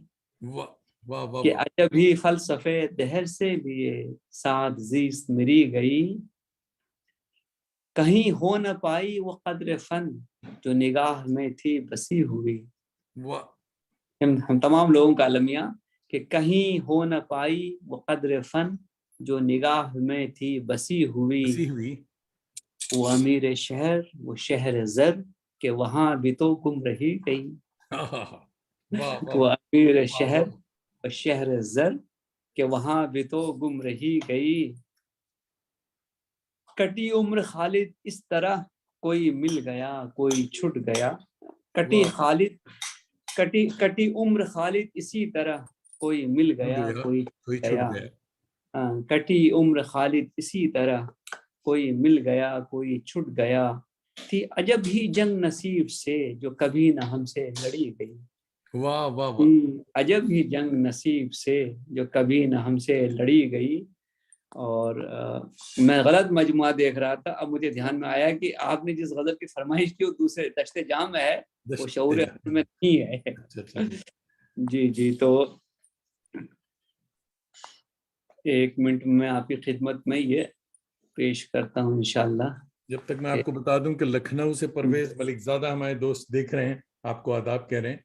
और किबला मीर साहब हसन बम्बई से देख रहे हैं और आपको सलाम कह रहे हैं। हाँ हाँ और काजी जकरिया भाई देख रहे हैं लखनऊ से, वो भी आपको आदाब कह रहे हैं।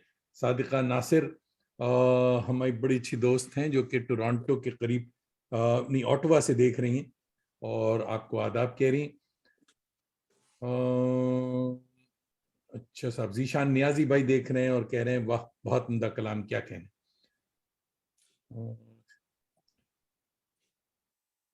चलिए साहब। जी। चंद अशार पेश कर देता हूँ उस गजल के कि ये दरअसल तजुर्बा है मेरा कि जी हम न एक बार भी गिरते तो तो संभलते संभलते। कैसे। वाह हम न एक बार भी गिरते तो संभलते कैसे। खुशगुमानी तेरी दलदल से निकलते कैसे। क्या बात है, वाह वाह वाह। खुशगुमानी तेरी तेरी दलदल से से निकलते कैसे। निकलते कैसे। हम्म। खून दिल है ये चमकना है बहर तौर इसे। वाह खून दिल है ये चमकना है बहर तौर इसे। हमने डाला था चरागों में न जलते कैसे। वाह वाह वाह। हमने डाला था चरागों में न जलते न कैसे। जलते कैसे। ये भी बेहतर ही हुआ तूने दिया हमको फरेब। वाह, ये ये भी भी बेहतर। बेहतर ही हुआ तूने दिया हमको फरेब, साथ इस तरह सदा हम तेरे चलते कैसे। चलते कैसे, वाह वाह वाह। साथ इस तरह सदा हम तेरे चलते कैसे, तेरी मंजिल थी जुदा मेरे मकासिद थे अलग। आहा, वाह वाह वाह। तेरी मंजिल थी जुदा जुदा मेरे मेरे मकासिद थे मकासिद थे अलग, अलग, हम जो चलते तेरे हमराह तो तो चलते चलते कैसे, कैसे। क्या बात, वाह वाह वाह। हम जो चलते तेरे हमराह तो चलते चलते कैसे, कैसे, क्या बात है साहब, फिर सुनाए साहब, बड़ा अच्छा शेर है, क्या बात होगी, वाह वाह वाह। तेरी मंजिल थी जुदा जुदा मेरे मेरे मकासिद मकासिद थे थे अलग, अलग, तेरी मंजिल थी जुदा मेरे मकासिद थे अलग, हम जो चलते तेरे हमराह तो तो चलते चलते, कैसे। क्या बात, वाह वाह वाह। हम्म, और मैं ही खुद साख्ता मेयार में जब ढल न सका, वाह।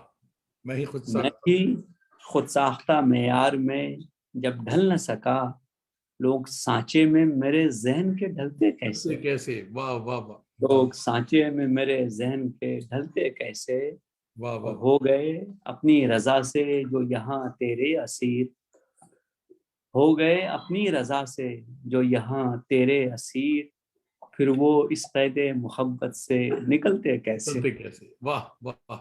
रस्सा गजल साहब, वाह वाह वाह। कोलकाता से मोहम्मद फिरोज देख रहे हैं आपको, आदाब कह रहे हैं और सुभान अल्लाह कह रहे हैं।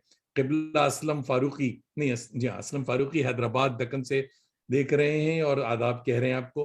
मोहम्मद इनाम बरनी साहब, कैसर साहब के हुजूर में खाकसर का सलाम अर्ज है, मगर खाकसर ने ये नहीं बताया कि कहाँ से सलाम कर रहे हैं। साहब भाइयों ये भी बताते रहिए साथ साथ। और मीर साहब हसन कह रहे हैं बहुत खूब, वाह कैसर साहब बहुत अच्छे। तो हजरत बेपनाह अच्छी गजल आपने सुनाई। आपकी एक तीसरी किताब भी आने वाली थी, जी, उसका उन्वान वो क्या है, कब तक आ रही। हमारी जो तीसरी किताब है उसका उन्वान है नजराना। नजराना, और जैसे ही पब्लिशर मेरी गिरफ्त में आ जाएगा वो किताब आ जाएगी, क्योंकि पब्लिशर जो है कई महीनों से बाहर अलग अलग इलाकों के सफर पे है। अच्छा अच्छा और वो किताब कंपोज हो गई है, उन्होंने मुझे बताया है कि वो किताब तैयार है। अच्छा। तो जैसे ही बॉम्बे लौटेंगे तो इंशाल्लाह जो है वो किताब दस्तयाब हो जाएगी और हम लोग उसका इजरा भी करेंगे। उस बाबरकत पब्लिशर का नाम आप बताना चाहेंगे या अभी, अभी ये नहीं, वो अजीज ही है अपना अच्छा नाम अजीज, पात्रो है, और जेवीपी पब्लिकेशन अच्छा एक वो है, अच्छा पब्लिकेशन है इंडिया के। अच्छा अच्छा। ये हाँ, तो वो अपने पब्लिशिंग हाउस को कॉर्पोरेटाइज करने के सफर में वो निकले हुए हैं और उसमें कामयाब भी हो रहे हैं। अच्छी बात है, वाह वाह वाह, बहुत अच्छी। जनाब तीसरी किताब, तो एक किताब और है जिसकी तस्वीर हमने दिखाई और फराज सरोश अभी तक नहीं आई है, और जो कि ह्यूमंस ऑफ नर्चर लाइफ, इसमें जनाब आपकी खूब सीरत कहानी भी है और मेरी आवारगी भी इसमें शामिल है। आपने टीवी वालों को साहब बड़ा, उसके अलावा यानी किताब के अलावा बात हो रही कि जो दोस्त ह्यूमंस ऑफ नर्चर लाइफ अगर उन्हें कहीं मिले, तस्वीर हमने लगाई थी, तो वो ज़रूर किताब पढ़ें और कैसर भाई के बारे में ज़्यादा तफसीली उसमें रिपोर्ट मिलेगी आपको। आपने हजरत टीवी वालों को बड़ा खूब लहक लहक कर एक गीत सुनाया है कि मिलने दो ना सूर, हमारे दोस्तों को भी जरा सुनाए। जी, मतलब दरअसल इसमें जो है गजल कंपोज हो गई थी और वो काफी मकबूल हो गई। अल्लाह का शुक्र ये था कि उसको तौसीफ अख्तर ने गाया था, और वो एक ऐसा दरअसल कर्ब है उसमें और कुछ नहीं है। और सरहदें हम इतनी खींच चुके हैं अपने इर्द गिर्द कि अब तो हमको अपना पड़ोसी भी पहचान में नहीं आता है। हमारे शहरों की जो हालत है ये किसी से छुपी हुई नहीं है कि इंसान तो बसते हैं, लोग तो बसते हैं, इंसान भी बसते हैं, क्या कभी कभी जो है वो लगता है उसमें एक शक सा होने लगता है। तो ये जो नज्म है ये दरअसल हो क्या रहा था कि एक वक्त में महेश भट्ट साहब कुछ ड्रामे प्रोड्यूस कर रहे थे, और उसमें उन्होंने एक प्लॉट हमें ऐसा दिया था कि साहब एक ड्रामा यूं है कि हीरो एक मुल्क में रह जाता है, हीरोइन दूसरे मुल्क में, बाजू के मुल्क में चली जाती है, दोनों के दरमियान एक सरहद आ जाती है, वो मिल नहीं पाते, और इस हवाले से आपने कुछ कहना है, आपने कुछ लिखना है। अब मैं सोचूं कि भाई क्या लिखा जाए, तो बहरहाल बहुत उसमें मैंने कोशिश की। तो ये हुआ कि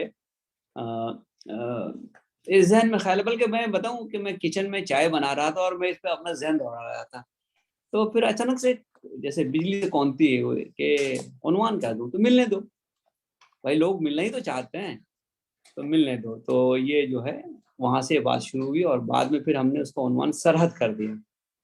और अभी इस नज्म को मैंने नजरसानी की है, तो थोड़ी लोगों की डिमांड भी थी कि इसको और बढ़ाइए क्योंकि ये थीम अच्छा है। अच्छा थीम है जी। तो बहरहाल इसके चंद बंद मैं आपकी खिदमत में पेश कर देता हूँ। जी इनायत अता। जी, अर्ज किया कि मिलने दो, अब मिलने दो ना, हम्म, मिलने दो, अब मिलने दो ना, दिल से दिलों को जुड़ने दो ना, वाह दिल से दिलों को जुड़ने दो ना, कलियां दिलों की खिलने दो ना, वाह। मिलने दो, अब मिलने दो ना। हम्म, एक सी रंगत एक सी बोली, एक सी रंगत एक सी बोली, एक ही मिट्टी एक सी बातें, एक ही मिट्टी एक सी बातें, एक सी खुशियां एक से दुख हैं, एक से खुशियां एक से दुख हैं, एक से दिन हैं एक सी रातें, एक से दिन हैं एक सी रातें, ख्वाब भी हैं एक जैसे ही जब, ख्वाब भी हैं एक जैसे ही जब, रंग फिर उनमें भरने दो ना, वाह मिलने दो, अब मिलने दो ना। रिश्ता और नाता भी वही है, रिश्ता और नाता भी वही है, ख्वाहिशो ख्वाब दुआ भी वही है, वाह। ख्वाहिशो ख्वाब दुआ भी वही है, हुस्नो इश्क भी एक से अपने, हुस्नो इश्क भी एक से अपने, एक सी हसरत एक से सपने, फिर क्यों सर्द पड़े हैं जज्बे, वाह फिर क्यों सर्द पड़े हैं जज्बे, अब ये बर्फ पिघलने दो ना, क्या बात वाह। अब ये बर्फ पिघलने दो ना, मिलने दो, अब मिलने दो ना। सोचो तो क्या है हासिल, सोचो तो क्या हासिल है यूं, सोचो तो क्या हासिल है यूं, तन्हा तन्हा जी लेने से, वाह। सोचो तो क्या हासिल है यूं तन्हा तन्हा जी लेने से, जख्म हुए नासूर तो फिर क्या, हम्म, जख्म हुए नासूर तो फिर क्या, हासिल उनको सी लेने से, वाह जख्म हुए नासूर तो फिर क्या, हासिल उनको सी लेने से, मत रोको चाहत क्यों, मत रोको चाहत को दिलों की, मत रोको चाहत को दिलों की, जो चाहें वो करने दो ना, वाह। जो चाहें वो करने दो ना, मिलने दो, अब मिलने दो ना। क्यों है ये रंजिश शिकवे, क्यों ये रंजिश शिकवे गिले हैं, मैंने आपको पता इसको रिवाइज किया मैंने, तो हम्म, पहले पुरानी वाली चढ़ी भी है जुबान पे। क्यों ये रंजिश शिकवे गिले हैं, क्यों ये रंजिश शिकवे गिले हैं, मद्दे मुकाबिल कब से खड़े हैं, वाह मद्दे मुकाबिल कब से खड़े हैं, दिल से कदूरत कब है मिटाई, दिल से कदूरत कब है मिटाई, यूं तो मिलते, यूं तो गले भी मिलते रहे हैं, यूं तो गले भी मिलते रहे हैं, दिल से कदूरत कब है मिटाई, यूं तो गले भी मिलते रहे हैं, हाथ मिले पर दिल न मिले क्यों, हाथ मिले पर दिल न मिले क्यों, राहे वफा पर चलने दो ना, वाह वाह। मिलने दो, अब मिलने दो ना। जंग का क्या है आज ही कर लें, जंग का क्या है आज ही कर लें, मारे किसी को या खुद मर लें, वाह जंग का क्या है आज ही कर लें, मारे किसी को या खुद मर लें, लेकिन नाहक कत्लो खूं का जुर्म भी बढ़कर अपने सर लें, वाह। लेकिन नाहक कत्लो खूं का जुर्म भी बढ़कर अपने सर लें, रोक नहीं सकते जो तबाही, रोक नहीं सकते जो तबाही, वक्त तबाही टलने दो ना, वाह वक्त तबाही टलने दो ना, मिलने दो, अब मिलने दो ना। रंजिश यूं ही दिल में रही तो, रंजिश यूं ही दिल में रही तो, उठेगा तूफान भी सीने से, रंजिश यूं ही दिल में रही तो उठेगा तूफान भी सीने से, साथ में मरना बेहतर है इस तन्हा तन्हा मर जाने से, वाह वाह। साथ में मरना बेहतर है इस तन्हा तन्हा तन्हा मर मर जाने जाने से, से। जज्बे दिलों में अब न दबाओ, हम्म, जज्बे दिलों में अब न दबाओ, ये जज्बात उभरने दो ना, मिलने दो, अब मिलने दो ना। क्यों दुश्मन हो अमनो अमा के, वाह क्यों दुश्मन हो अमनो अमा के, देश नहीं एक सारे जहां के, वाह।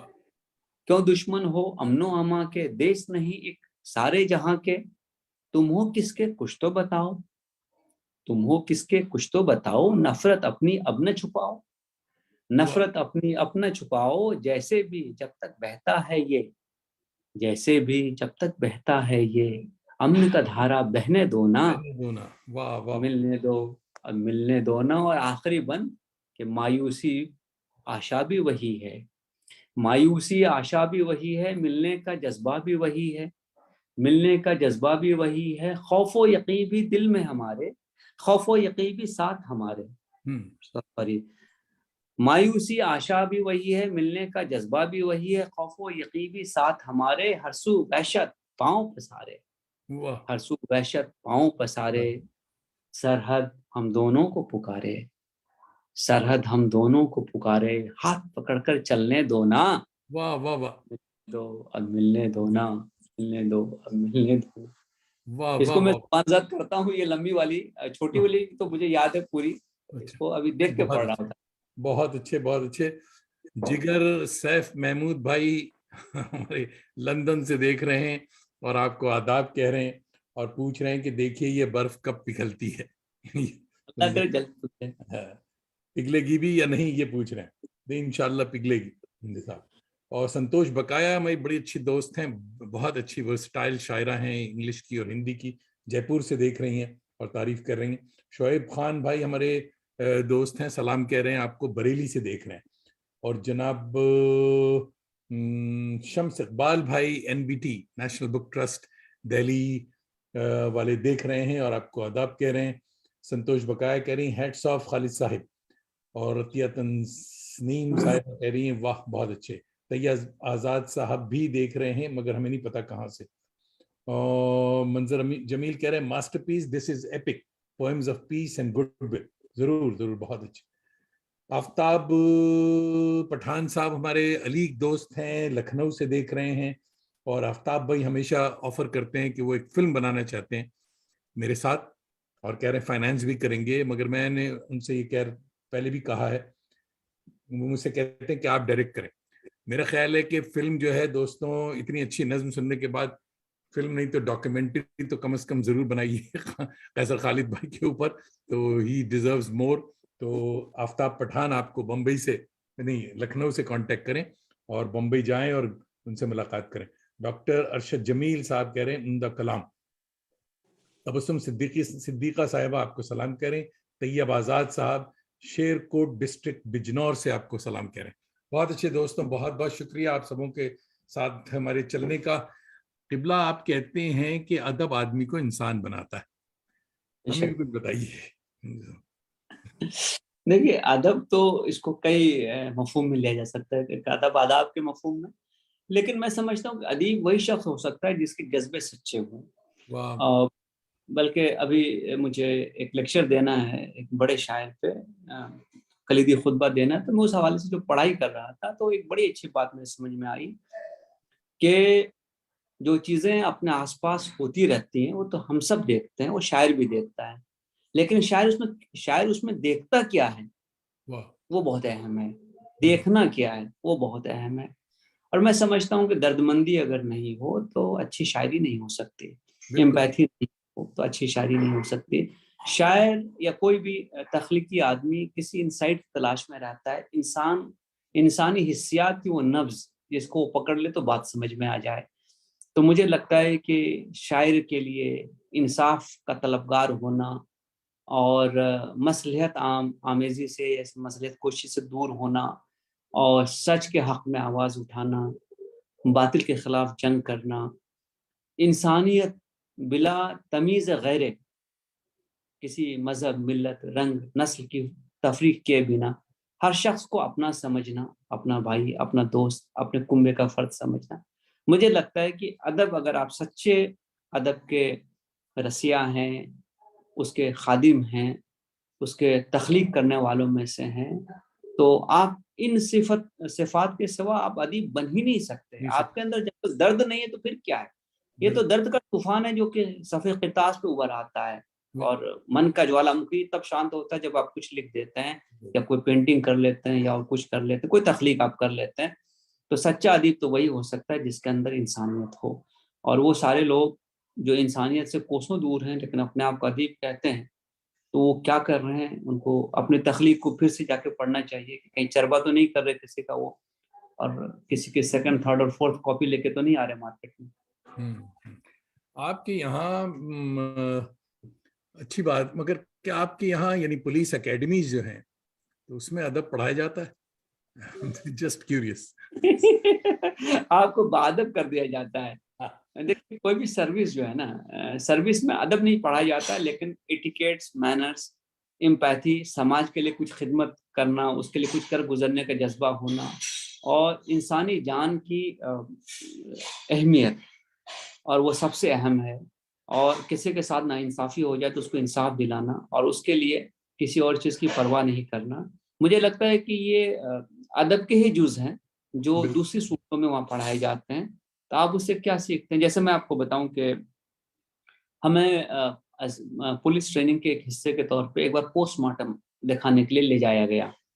अब उसके पहले जो है एक 15-20 दिन से क्लासेस चल रहे थे जिसको हम कहते हैं फॉरेंसिक मेडिसिन। दुनिया का हर साइंस वहाँ शुरू होता है जहाँ आदमी जिंदा होता है। फॉरेंसिक मेडिसिन एक ऐसा पेपर पर्चा है जो आदमी के मौत से शुरू होता है, और आप देखते हैं मौत के 12 घंटे और 24 घंटे और 36 और 72 और 7 दिन और 10 दिन के बाद क्या क्या होता है। और यकीन मानिए वो कोई ऐसी तस्वीर नहीं होती जिसको देखकर आप आश्चर्य कर उठें। मुझे हफ्तों खाना नहीं खाया गया, लेकिन बहरहाल हमें वो दिखाने के लिए कि एक पोस्टमार्टम कैसे होता है आप चलें, तो हमें उस्मानिया जनरल हॉस्पिटल हैदराबाद में हम लोग लेके गए। अच्छा, अब मुझे लगता है कि शायद मैं हसास हूँ, या मुझे लगता है हर अदीब थोड़ा हसास होता है। तो आप जैसे ही उस फॉरेंसिक मेडिसिन डिपार्टमेंट के पास जाते हैं तो आपको एक बड़ी सड़ान सी आती है, क्योंकि इंसानी जिस्म महफूज किए जाते हैं और वो थोड़े थोड़े सड़ भी जाते हैं, और एक अजीब से ताफुन और बदबू आती है। मैं रुक गया वहाँ पे, लेकिन मैंने देखा कि लोग वहीं खाना खा रहे हैं, वहीं काम कर रहे हैं, वहीं अपने रोजमर्रा की चीजें किए जा रहे हैं, उन पर कोई असर नहीं था। तो खैर के हिम्मत करके मैं अंदर दाखिल हुआ। फिर वो जो रूम होता है, अब उसमें डॉक्टर साहब आए, असिस्टेंट को पूछा जी बताओ जी आज क्या है। तो जैसे ऐसे कभी हम पूछते हैं आज खाने में क्या बना है, या आज भाई मेनू कार्ड लेके आओ, तो बोले जी 4 बॉडीज आई हैं। तो बोले लेके आ जाओ। एक एक्सीडेंट हुआ तो उसकी 4 बॉडीज हैं।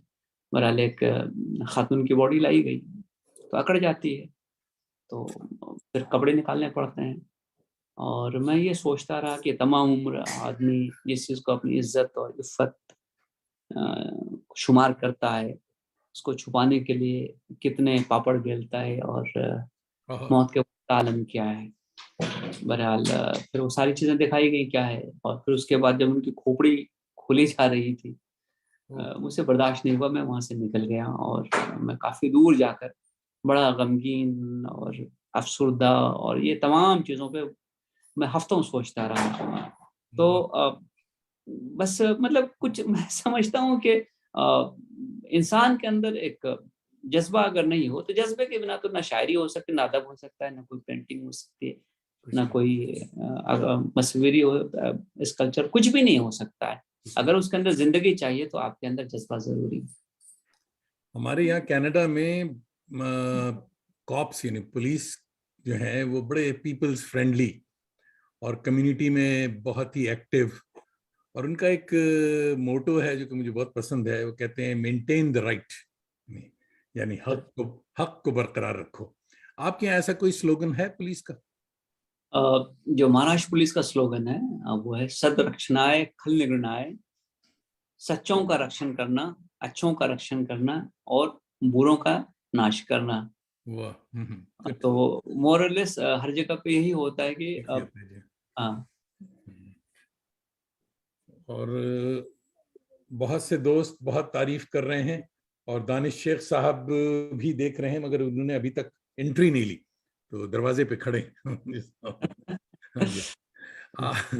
अच्छा साहब, इब्ला आपको मुल्क और बैरून मुल्क 100 से ज्यादा अवार्ड्स और एजाजात मिल चुके हैं। इनमें बड़ा इम्पोर्टेंट वो महाराष्ट्र एकेडमी वाला भी अवार्ड था। इनमें मगर सबसे ज्यादा दिल के करीब आपके कौन सा अवार्ड और क्यों? जरा मुश्किल सवाल है। आप क्या चाहते हैं कि आगे की राहें मसदूद हो जाए? नहीं, आप कह सकते हैं कि भाई पिछला मैं भूल गया, 100 था यार, 100 तक याद रखते। नहीं, हर जगह पे देखिए अवार्ड की कदर कीमत इस चीज से होती है कि उसके साथ कितनी मोहब्बत जुड़ी हुई है।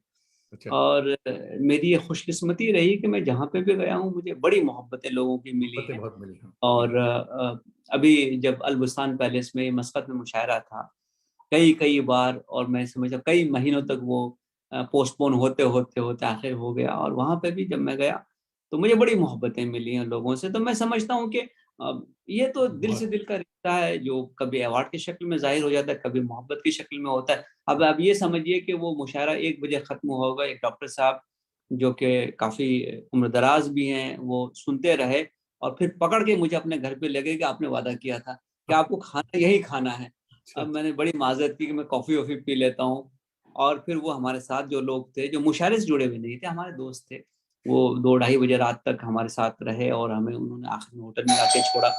तो हर जगह पे मैंने इस चीज़ को महसूस किया है कि लोग बड़ी मोहब्बत से पेश आते हैं, और मैं समझता हूँ कि नवाजने वाला तो अल्लाह है। और लेकिन ये है कि अगर आप अपनी पैर ज़मीन पे रखें और आप अपने आप को तोप नहीं समझें, आप ये समझें कि मैं भी एक मामूली इंसान हूँ, रब जिसे नवाज देता है तो उसको चार बिल्कुल। चांद जाते हैं। तो मैं समझता हूँ कि फिर ज़रूर लोगों की मोहब्बतें आपको मिलेंगी। फिर वही बात कि आपसे झुक के जो मिलता होगा उसका कद आपसे ऊंचा होगा। समझ बात। अच्छा, अब आयशा सिद्दीका साहिबा देख रही हैं तमिलनाडु से, आपको आदाब व तस्लीमात कह रही।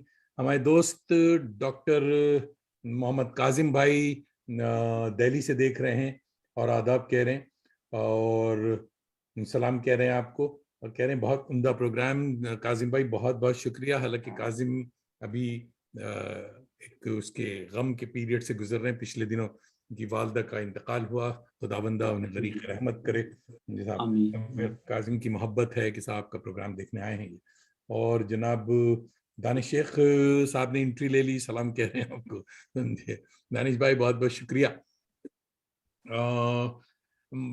हुजूर अहबाब फिर गजल की फरमाइश कर रहे हैं, एक गजल और अता हो।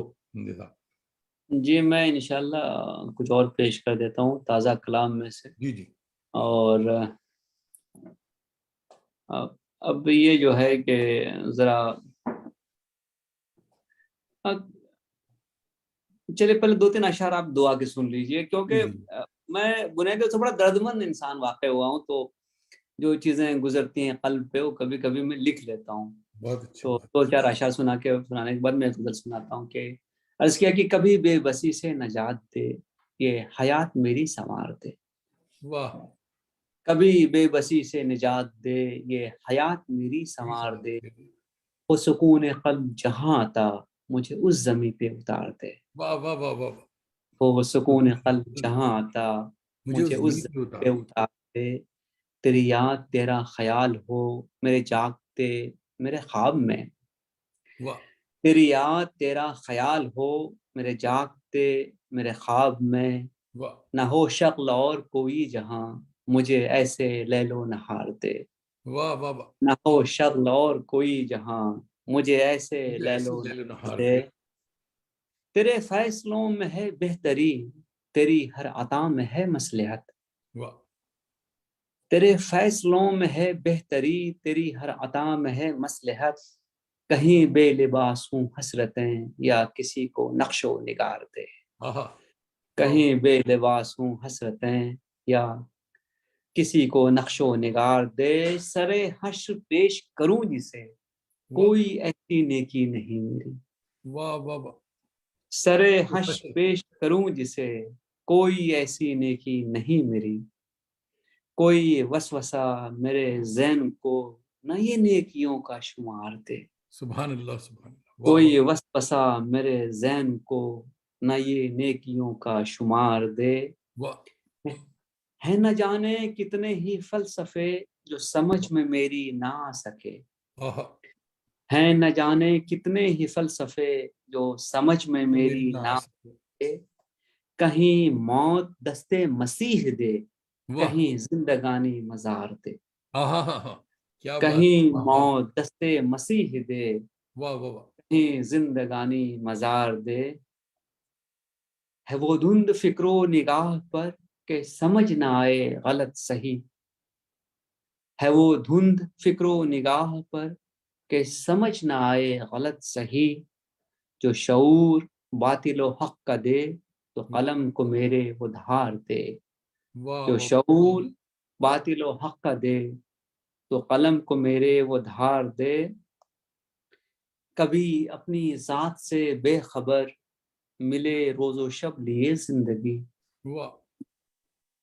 कभी अपनी जात से बेखबर मिले रोजो शब लिए जिंदगी, जो हिसारे जां से निकाल दे मुझे ए खुदा वो शियार दे। शार दे, वाह वाह वाह वाह जो वाह। हिसारे जां से निकाल दे मुझे ए खुदा वो शियार दे। और उसे जानना उसे सोचना जो न हो सका तेरा आज तक, उसे जानना उसे सोचना जो न हो सका तेरा आज तक। जो वाह बची है खालिद हयात ये इसी जुस्तजू में गुजार दे। शार दे भाई, वाह जो वाह। बची है खालिद हयात ये इसी इसी जुस्तजू में जस्तजू में, गुजार दे। वाह वाह कभी बेबसी से निजात दे ये हयात मेरी संवार दे। वाह। और ये गजल चूंकि इश्क तो हर आदमी ही कर लेता है तो उसी हवाले से लेकिन यहाँ पे भी कुछ शिकवे का ही अंदाज होगा। और जिंदगी हाँ, में तो मैच्योरिटी आने के बाद क्या हो जाता है कि आप इश्क को भी दूसरे जाविये से देखते हैं। तो अर्ज किया है कि उस माहरू में यूं तो कोई भी कमी नहीं, आहा, उस माहरू में यूं तो कोई भी कमी नहीं।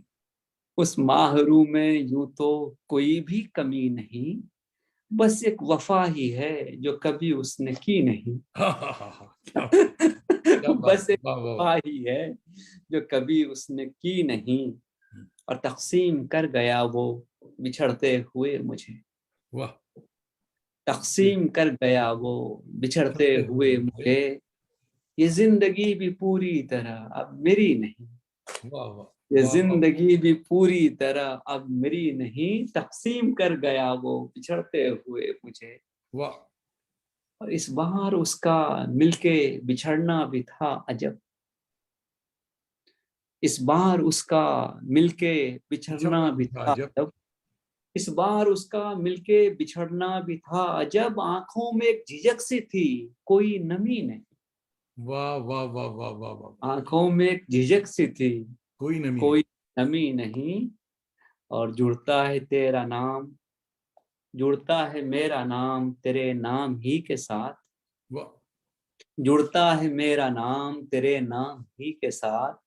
रुसवाई होगी मेरी फकत क्या तेरी नहीं, तेरी नहीं, वाह वाह वाह। रुसवाई होगी मेरी फकत क्या क्या तेरी नहीं। तेरी नहीं। और शेर देखिए जावेद भाई के किस नाम से बुलाऊं तजब्जुब यही रहा, वाह, किस नाम से किस बुलाऊं, किस नाम से बुलाऊं तजब्जुब तजब्जुब ही रहा। यही रहा। उसको बिछड़ते वक्त यूं आवाज दी नहीं, वाह वाह वाह वाह को बिछड़ते वक्त यूं आवाज दी नहीं। वाह और ख्वाहिश सी उसको पाने की छूकर गुजर गई, वाह। ख्वाहिश सी तो उसको उसको पानी पाने की छूकर छूकर गुजर। गुजर गई। दस्तक तो दिल पे दी है पर दिल में बसी नहीं, हा हा हा हा हा, क्या दस्तक तो वाह वाह। दिल पे दी है पर दिल में बसी नहीं। और ये शेर कि मुमकिन नहीं कि रात की मानिंद कट ही जाए, वाह, मुमकिन नहीं कि राह की मानिंद कटी जाए। मुमकिन नहीं ये रात की मानिंद कट ही जाए। जुल्मत है अहदे नौ की ये तीरा शबी नहीं, हा हा हा, वाह वाह वाह वाह जुल्मत वाह। है अहदे नौ की जुल्मत है ये दिशा, तीरा शबी या नहीं। शबी नहीं, वाह वाह वाह वाह और अपनी वाह ही जो तलाश में फिरता है सू बसू, वाह। अपनी ही जो तलाश में फिरता फिरता है है, सू बसू, उसको कुछ और कहिएगा आवारगी नहीं। आ हा हा हा हा हा, वाह आवारगी भी वाह दानिश वाह। क्या बात है उसको साहब, वाह वाह वाह वाह। कुछ और वाह, कहिएगा ही आवारगी नहीं। जो तलाश में फिरता है सू बसू, हम्म, उसको कुछ और कहिएगा आवारगी नहीं। और किस किस को लेके आ गए उसकी जगह पे आप, वाह, किस किस को लेके आ गए। उसकी जगह पे आप। इन सूरतों में कोई भी तो उसकी सी नहीं, हा हा हा हा हा, इन सूरतों में कोई भी तो उसकी उसकी सी सी नहीं। रह चुप जो उनके लब पे वफा के सवाल पर, वाह, है चुप जो उनके लब पे वफा के के सवाल सवाल पर, पर। हल्की सी एक झिझक है कोई अनकही नहीं, आहा हा, आहा, हल्की सी एक झिझक है कोई कोई अनकही नहीं। अनकही नहीं। और देखिए कि आप अपने जितने भी दोस्त आपके जुड़े हुए हैं, ये शेर उनके हवाले से आपकी तरफ से, भाई वाह वाह वाह। ये अपना ख्याल रखने को तुमसे कहा था पर, वाह, अपना ख्याल रखने को तुमसे कहा था बस।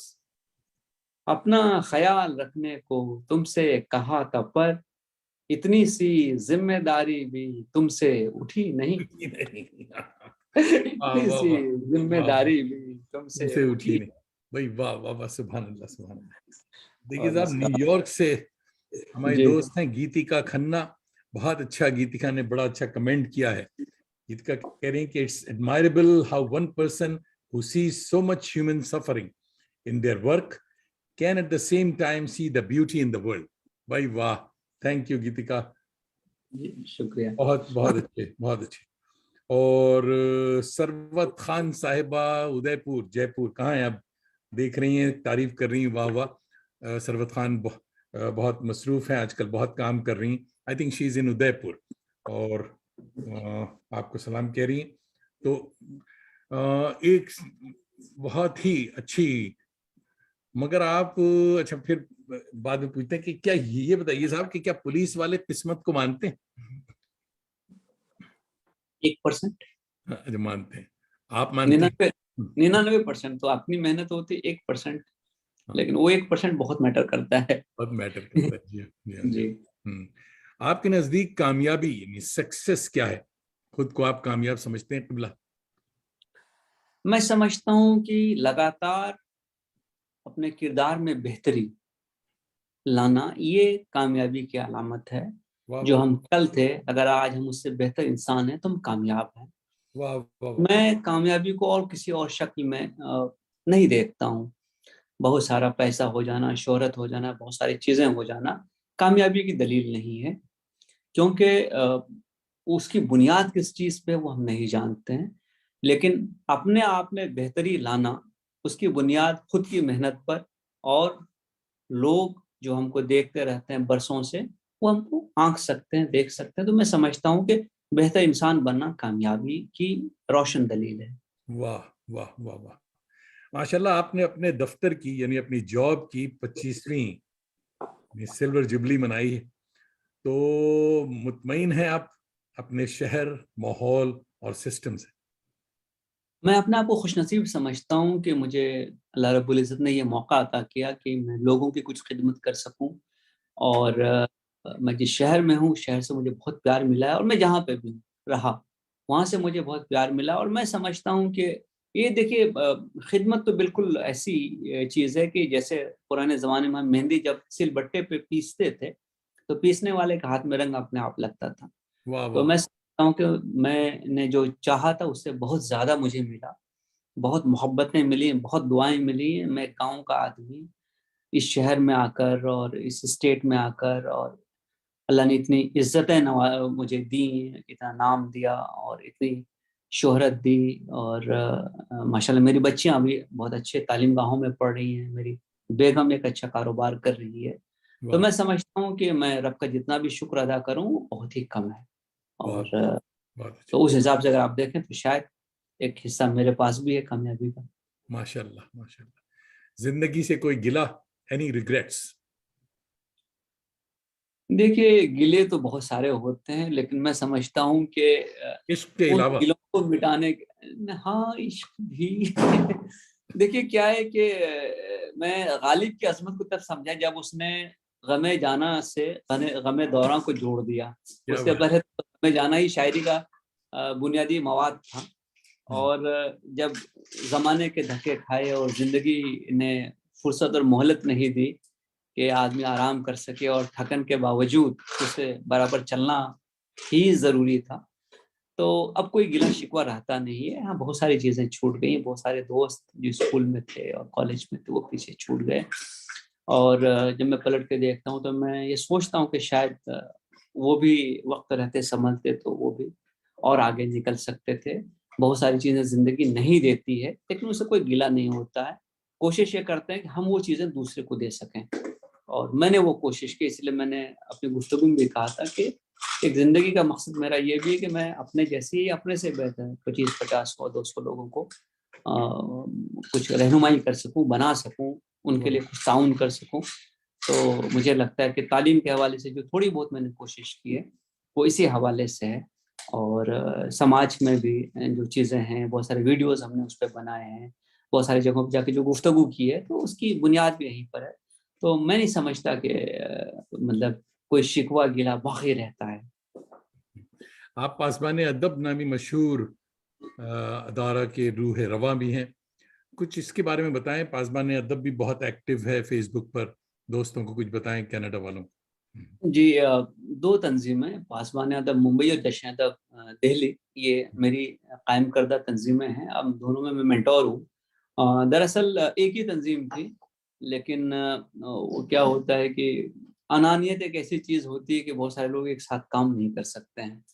और एक बड़ा कामयाब मुशायरा हम लोगों ने NCPA, जो मुंबई की सबसे मकबूल जगह है, national centre for performing arts, वहाँ पे कराया। मुशायरा तो बड़ा मकबूल हुआ, लेकिन इतनी दरारें पड़ गई लोगों के दरमियान कि फिर दो तंजीम अलग करनी पड़ी। बहरहाल दोनों तंजीम बड़ी फ़ाल तंजीम है, और इल्म अदब के हवाले से, यकजहती के हवाले से, हम आहंगी के हवाले से बड़ी कोशिशें दोनों तरफ जारी हैं। और हमने एक उसूल बना के रखा था कि हम सिर्फ मेयारी लोगों को बुलाएंगे, चाहे शोरा हूँ, चाहे अदीब हूँ, भले उसमें मुश्किल हो, भले लोग भी कम आएँ, लेकिन धीरे धीरे अल्लाह का शुक्र है कि वो एक ऐसी आपकी रेपुटेशन बन जाती है कि आपका नाम सुनकर लोग आते हैं, और कई कई हज़ार लोग आ जाते हैं। और अगर आप देखिए यूट्यूब पे जो फॉलोवर बेस है जश्न अदब का, वो 4-5 लाख, 5 लाख के आसपास होगा, बहुत चाहे ज्यादा 5 का बच्चा खासा है। फिर बहुत सारी चीज़ें हम करते रहते हैं इस हवाले से कि नए शोरा को भी कुछ रास्ता मिले, उनको कुछ हम सिखा सकें, उन कलाम को संवार सकें। नए अदीब को मौका मिले, जो किताबें अपनी शाये नहीं करा सकते, हम उसमें भी ताउन करते हैं। और इस ढंग से कई कई ऐसी चीज़ें हैं कि जिस हवाले से हम लोग कोशिश ये करते हैं कि अगर और लोग इंसाफ नहीं कर पाए, तो कम से कम हम लोग आगे बढ़ करके उस ज़या का जिम्मा अपने सर ले लें और कुछ कोशिश करें। किबला कैसर खालिद भाई, बल्कि मैं कहूँगा कि जिगर खालिद कैसर खालिद भाई, आपका अमीक़ दिल से शुक्रिया। आपने न सिर्फ अपना कीमती बम्बैया वक्त अता किया, बल्कि मेरे और अहबाब की जानकारी में ज़बरदस्त मज़ीद इजाफा किया। आज अगर कोई अहम बात रह गई हो तो बिला तकल्लुफ़ बता सकते हैं, और साथ ही पुलिस यूनिफॉर्म सीकर्स के लिए कोई पैगाम हो तो वो भी इनायत करें। अब अहम बात तो ये रह गई कि आप अफवाहों पे ध्यान नहीं दें। मेरे हवाले से दानिश भाई ने जो भी गुफ्तगू की है, उसको आप जरा नम गम के साथ लें। ये इनकी मोहब्बत है जो इनके सर चढ़ बोल रही है, और मैं एक मामूली सा और आम सा अदना से इंसान हूँ। और जितने लोग करियर के लिए कोशिश कर रहे हैं, मेरे करीब 250 वीडियोस हैं यूट्यूब पे, और उसमें बड़ा सेक्शन जो है मैंने करियर को और कैरेक्टर बिल्डिंग को डिवोट कर रखा है। तो वहाँ तफसीली गुफ्तगू मैंने की है, तो आप उसको देख लें। उसके बावजूद अगर कोई सवाल जहन में रह जाता है, तो मैंने अपना मोबाइल नंबर फेसबुक पे दे रखा है, तो बहुत सारे लोग उससे जुड़े हुए भी हैं। मैं उनको यही कहता हूँ कि उसके बाद तुम्हारे जहन में जो सवाल बच जाए, वो सवाल मुझे या तो भेज दो, या मुझे वक्त मांगो, ये सवाल है, मैं वक्त दूंगा, आप मुझे फ़ोन करें, हम बैठ करके गुफ्तगू उस पर करेंगे। तो इस हवाले से भी मैं बहुत सारे लोगों की रहनुमाई करने की कोशिश करता हूँ। और मैं समझता हूँ कि हर शख्स का ये हक है कि मुल्क में या दुनिया में जो बेहतरीन चीज़ें दस्तयाब हैं, उसको वो हासिल करे। वो ज़िंदगी में एक ऐसे मुकाम तक पहुँचे जहाँ उनके वालिदैन अपना सर ऊंचा कर सके, ये कह सकें कि ये मेरा बेटा है। बल्कि मैं तो समझता हूँ कामयाबी तब होती है जब आपके वालिदैन आपके नाम से जाने जाने लगें, ना कि आप उनके बेटे के हिस्से से जाने जाने लगें। तो इसको ज़रा पलटना और बदलना ज़रा मुश्किल काम है, लेकिन जितने भी लोग दुनिया में आप बड़े दिखते हैं, दरअसल उसी राह से, संगलाख रास्ता है, इसी से गुजरे हैं। और एक मेरा शेर मुझे कुछ याद है कि वक्त का कोहे गिरां काट के फरहाद बनो, वक्त का कोहे गिरां काट के फरहाद बनो, कामयाबी इसी रास्ते से हमेशा निकली। वाह वाह, तो फरहाद अगर बनना है और अमर होना है तो वक्त का कोहे गिरा तो काटना पड़ेगा। काटना पड़ेगा जैसा। बस यही दरखास्त है। वाह वाह। दोस्तों आप सबका भी फर्दन फर्दन शुक्रिया कि हर शंबा की शब सैटरडेज आप न सिर्फ हमारी आवारगी को वक़ार बख्शते हैं बल्कि अपनी दोस्ती का भरम भी रखते हैं। अपने अजीज़ों, दोस्तों और ताज़ा दम उर्दू के शहसवारों को भी आवारगी पे राग़िब किया करें। साथ ही हमारी यूट्यूब चैनल को सब्सक्राइब करने का हुनर भी बताया करें कि दिल से दिल पर राह और चराग से चराग का देर रहा करता है। अगले हफ्ते जनवरी 28, 2023 हमारे मायानाज मेहमान होंगे मशहूर सितार नवाज अदीब और कंपोजर वजीह निजामी साहब। सरशार होने के लिए जरूर शरीक हों। अब तो जाते हैं बुतकदे से मीर, फिर मिलेंगे अगर खुदा लाया। शुक्रिया, शब बखैर। किबला रुकें आप जी जी जी और सर। आगे जल्दी हाँ आएंगे। हाँ हाँ, जी जी बिल्कुल।